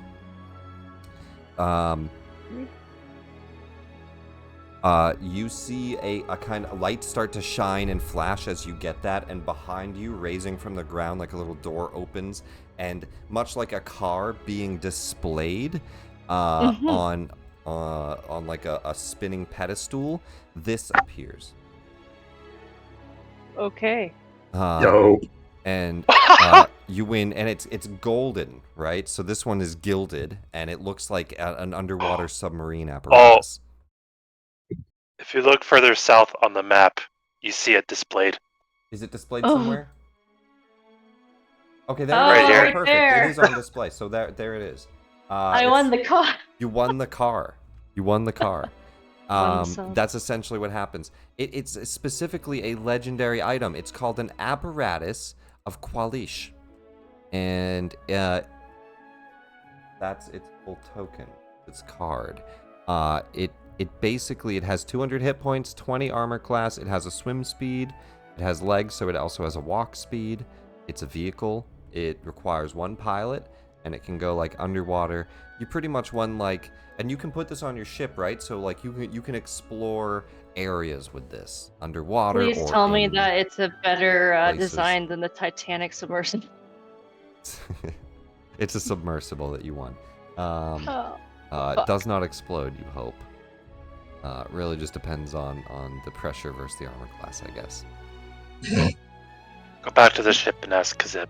Wow, this got dark. I don't know. Okay.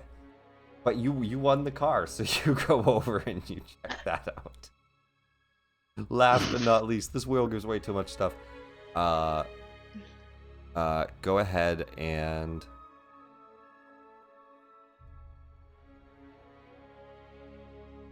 3d10. 3d10.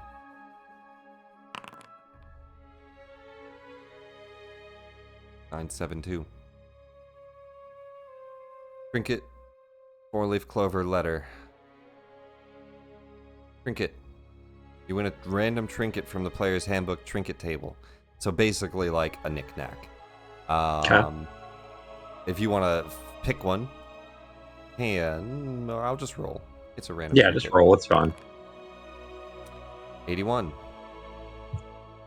It doesn't say what it is right there, does it? Okay, 81. A purple handkerchief embroidered with the name of a powerful archmage. So you get, this is funny. You get a purple handkerchief that just says Mordenkainen. Isn't this that guy?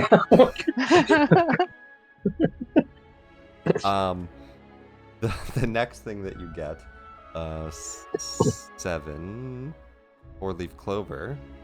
You win a stone of good luck in the shape of a 4-leaf clover. Nice. And then a letter. You win a letter of recommendation penned by Shemeska. A letter of recommendation, essentially, it can be used kind of to clear up a misunderstanding or whatever it might be. You know, this could come in handy for you, especially as it, you know, essentially, you know you're going to the Nine Hells, you know you're possibly heading to this, you know, as well, and a letter of recommendation from Shemeska. Somewhat useful. Very good, very good. Let me just check my items real quick. Add that to your items if you can. Just add an item under loot. Just write letter of recommendation, Shemeska. Yeah. But that's what you win, and somebody pushes you out of the way. My turn for the. I'm gonna win a house as well, and they win nothing. Eventually, though, you guys are brought to the platinum rooms. While we're doing this, Sixa, you're back at the boats. I don't want to just leave you there doing nothing. What is Sixa doing? Well, while waiting for the party to come back, biding her time and trying to be patient with their use of scrying, she's going to converse with the talking obelisk. Okay. Yeah, I'm trying to inquire more about what this voice is. She refuses to believe it's the obelisk itself. So it's like, all right, what is it? So you just want to talk with it. Go ahead and roll me an insight check. Ah.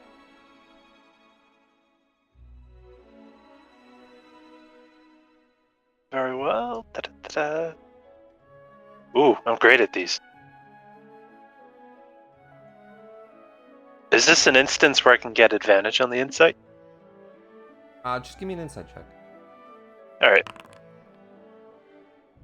Okay. So I can't immediately tell you much. Give me Arcana check. Oh. That I'm terrible at. You're terrible at that. With a 26, it's you don't get anything from talking to them. Yeah. But what you can tell is that their mind has been erased by magic. Unfortunately, you think on a 26 far stronger magic than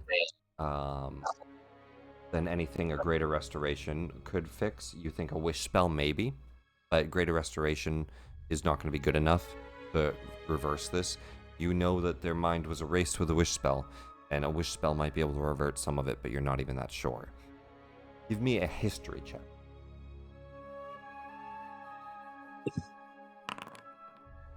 19. One bit of history that you can kind of attach some thought to here. Especially being in the outer planes right now, being so close to all these different godly realms, different realms, and just thinking of all of that. You think to yourself, well, memories are a tangible thing. They actually exist. These secrets seem to actually exist. There's something to that. Memories have been erased, but there's this one thought of if anybody has any memories saved, stored, that would be protected from the erasure of a wish spell, of anything of that nature, it would be in the Shadowfell. In a fortress. Of memories. Of memories. Well, that would be a very dangerous place to go. Or at least I presume as such. The Raven Queen herself, if any other deity or being might know what this obelisk is, might know who this obelisk was, might know anything beyond that, she would be the one with that memory still. And maybe the only one.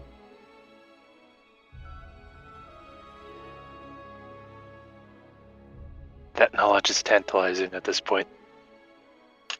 I might try to persuade the party to go there next.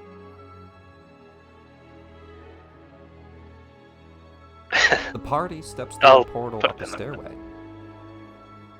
The portal warps you from the game hall, the inside of a large floating skull in the middle of space. Looking out through the eye sockets, you see the astral sea, but Shemeska says, "Oh, don't mind that. We're headed to one of the other portals." And here it is. This roughly circular room is made of pitted bone.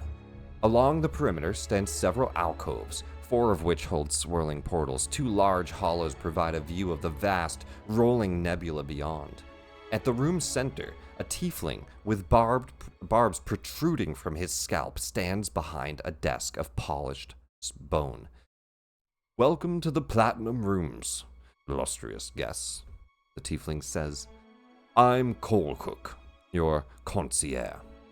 If there's anything I can do to make your stay more comfortable, please let me know." And Shemeska heads portals, leading some of them. But you see a tiefling, and I would like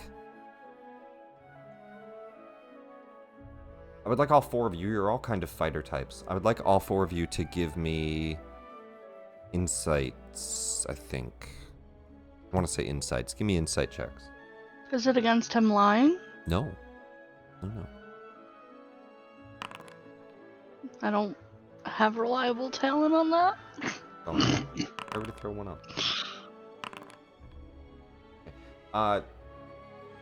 All that this is, Chell and Veb, the 2 of you pick up on this, Veb especially. The man's posture is very nice, as well as he looks pretty fit. But what you recognize is the telltale signs of a studied assassin. His eyes watch the group. He's scanned each of you. You know that like there's like levels of detail that you guys kind of pick up on as experienced fighters. That this guy is definitely a skilled hire. He's not just some guy at a desk.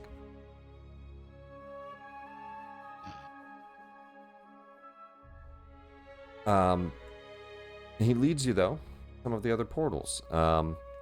Specifically for the high stakes table. You guys are going through the yellow portal, which is 5.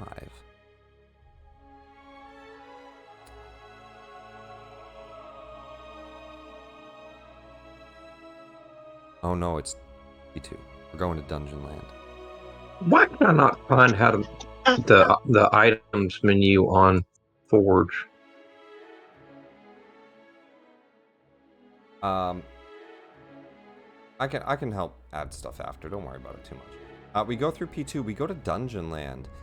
In Dungeon Land, you guys can see here an eclectic crowd of onlookers cheers as an image in a floating crystal depicts a knight being ravaged by a violet-stripped saber-toothed tiger. Several similar drifting crystals display other armed individuals exploring ruins and engaging in death-defying feats.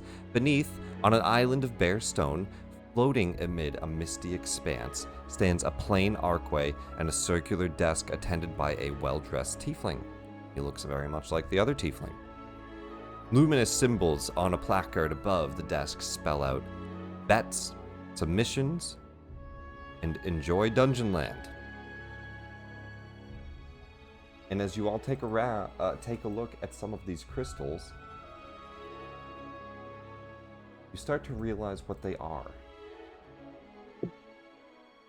They are betting on groups of adventurers that are playing Dungeons and Dragons.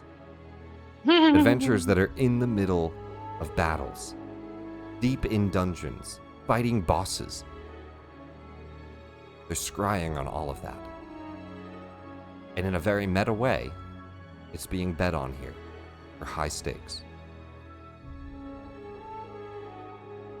Behind the betting booth, this tiefling addresses you all. Similar tiefling. Not exactly the same tiefling. You can tell it's a different guy, but very similar tiefling. Very skilled looking as well. He says, I'm no Nocturne. Good to meet you. You're here for some of the high stakes bets, yes? We exchange your razor leaf for platinum chip. Platinum chip is basically 100 razor leaf. Each bet takes 1 platinum chip at a minimum, or 100 razor leaf. So each bet is, meta-wise, 1,000 gold. Okay. We have 5,711 razor leaves right now. As you Do you start to think, take a Julie? look around, and you can tell from this image, it's very crowded, right? So there's an illithid with his cloak up, playing next to you with like a baseball cap that he kind of pulls over. There's a sorrowful looking who looks like he's losing. All types of people. Give me perceptions.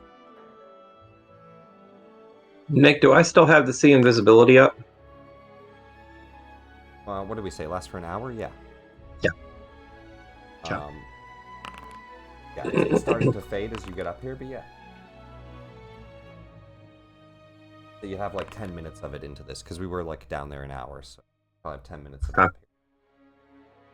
up here. Very nice. So Dusk, 19 would pass, but you don't know this person.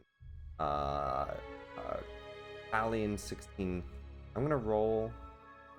He's trying to keep himself somewhat covered up. I'm gonna roll d20 plus. Oh wow, he rolled really bad. I didn't mean to roll from Shemes. Across the table, all of you spot somebody that you are familiar with, except for Duskin. Oh god, his token image.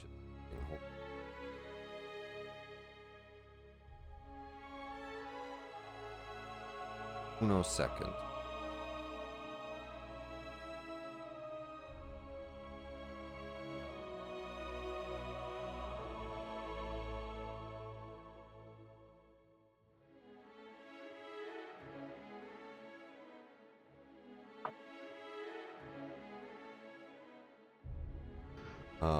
Where is it? I have to just go to that. Yeah, I have to just go to that ticket. You see an astral elf. He's not in his full garb right now anyway. You see an astral elf that is in, like, plain clothing. Not fancy elven clothing. He's trying not to stand out. He has, like, a gray cloak on over just, like, it is noble clothing still, but just, like, regular kind of elvish somewhat clothing, but not extravagant, not colorful. And he has a hat on. And underneath that hat, you see the lightest strands of golden hair and the light, angular face of Prince Zelith.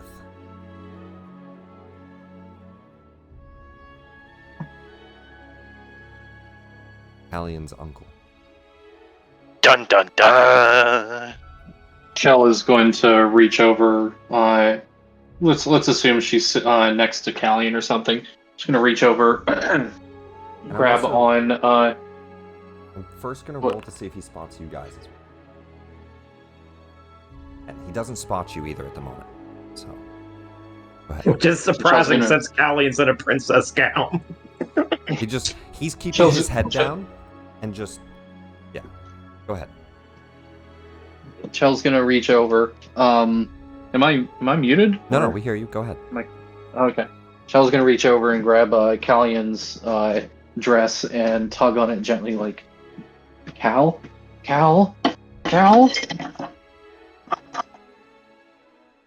Your uncle, Cal! I don't think we can do anything here. I know, but fuck, what do we do? Nothing. Yeah, but should we hide or something? I mean, she could disguise herself or something. I can't disguise myself. I'm not that type of rogue. Mm.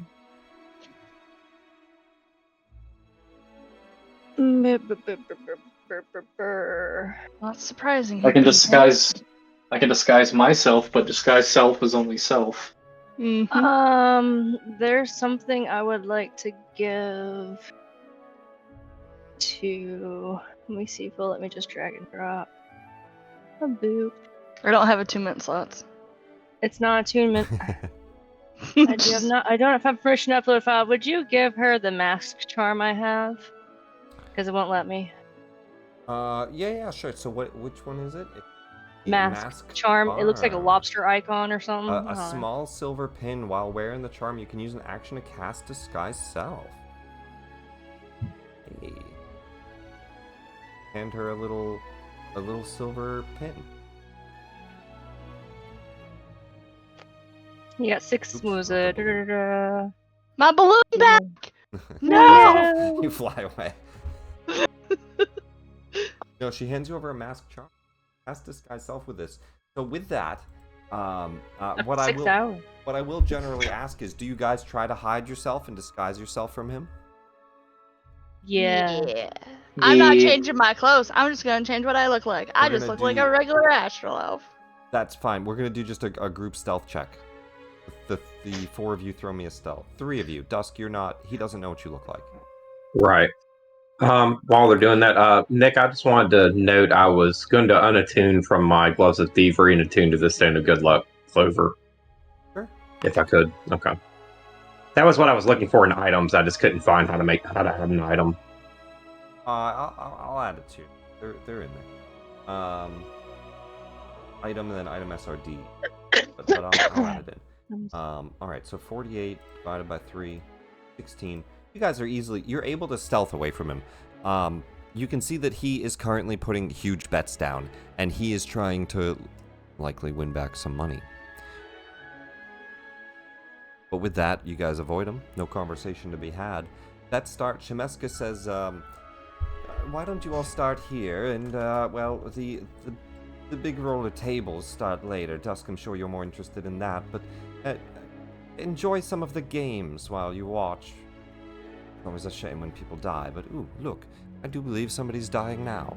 And she points, and you can see people going through some of the obstacles of a very dangerous dungeon within the crystal. And before we leave off today, we'll at least do a bet here. So do any of you wish to bet on this dungeon event? And let me pull this up. There is specific conclusion and scenes.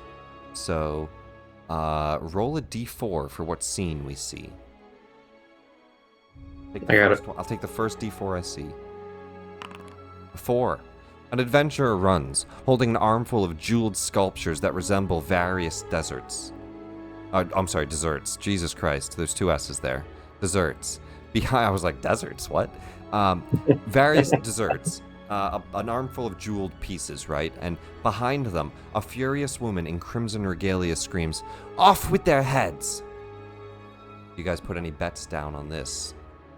And I should say for this, I bet he dies. at a minimum, you gotta bet 10 Razor Leaf, which is 1 platinum.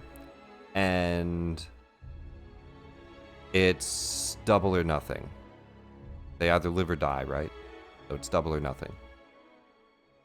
Yeah, Dusk will put down 100 Razor Leaf that he dies.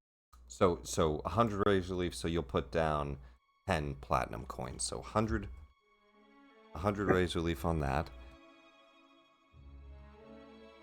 Veb, Chell, Callian, do you guys bet? Chill's not feeling this one yet. Nope. Chell doesn't bet on the adventure. Nah. She's gonna watch the game play out first before she starts betting on it. Okay. Veb, do you bet? Well, I guess no, now that Chell's not. Like, Bev Okay. thinks, like, oh, is there something, like, is there a trap about this? Is this gonna, like, what kind of casinos is this? Is this gonna throw us into a mine kind of thing if we fuck up, or kick us out of a city, or... And so it's like watching an episode, it's like watching an episode of like an anime, right? So each crystal expends an hour watching adventurers. So you're gonna be sitting here for an hour. So if that influences your bet at all.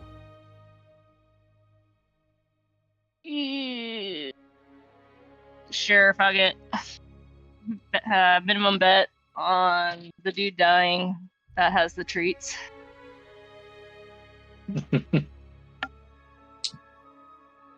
All right, so minimum bet would just be 1 platinum coin, which is 10 Razor Leaf from Veb.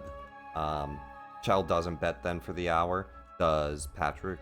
You're not here. Does Does Callian? No. Watch. All right. I have 101 on this. Because you rolled the 4, Dusk. Let's have Veb roll the outcome. Veb, give me a D10.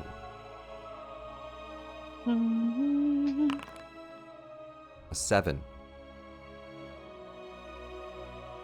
The adventurers lose.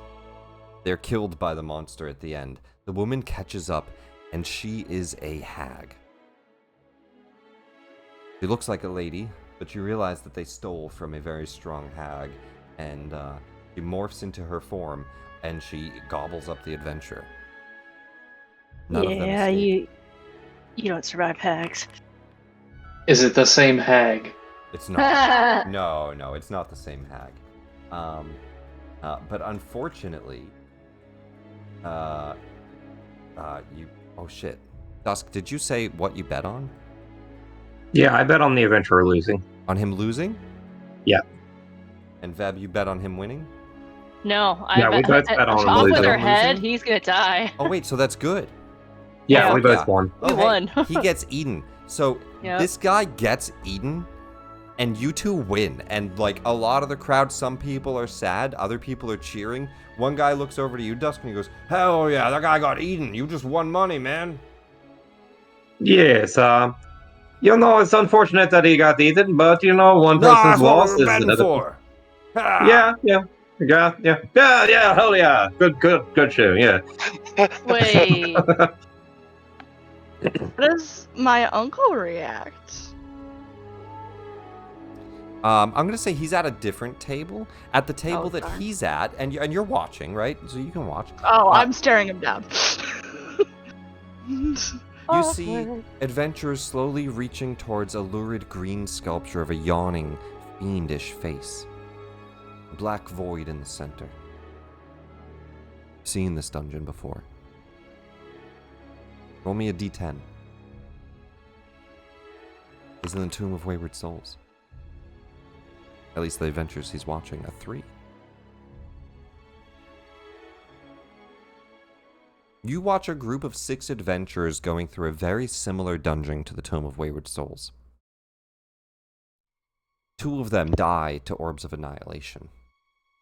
The other 4 argue over who gets a scimitar, and a fight breaks out as a betrayal happens, and some of them are killed. Eventually, the whole party loses as they go to fight the Lich at the end. And I'm going to roll a d4. Even, he bet for them winning. Odd, he bet for them losing. Odd, he bet for them losing. He looks very happy as a group of adventurers died, and he takes in a big pile of coin. He says, perfect. Actually, give me a perception check to see if you hear, because you can kind of like scoot over and listen in. Alcella's too. Yeah, you're not gambling. You can try to scoot over and listen. Oh yeah, we're totally stalking my uncle. So I think, Callian, you don't exactly hear it, but Chell does. And they can obviously tell you this. You hear Zeleth, he looks and he says, good, this should pay for another few spaceships. A couple more of those nautiloids and we're back in business. As he scoots over And a he big said pile they're of back coin. in business. And we have like Chell here, Callian here, and Zeleth. His token's broken. I need to fix it. But Zeleth like sitting at this table as you're like doing a chain of listening in and sharing the intel. But with that, you do win. So 200 In 2. and 2 to Veb. I added that into. You guys win a good chunk of platinum coin, which translates to 10 each of Razor Leaf. 2,000 Razor Leaf and 20 which is each a platinum. 20 Razor Leaf is still 200 gold. Even a bet of 2 is still 200 gold bet. So you win back 100 gold, Veb. You win back 2,000 gold, Dusk. And Be 2,000 Razor Leaf, right? Mm-hmm. 2,000 Razor Leaf. The Razor Leaf got turned into platinum coin for what could. It obviously only, 571 is platinum coin?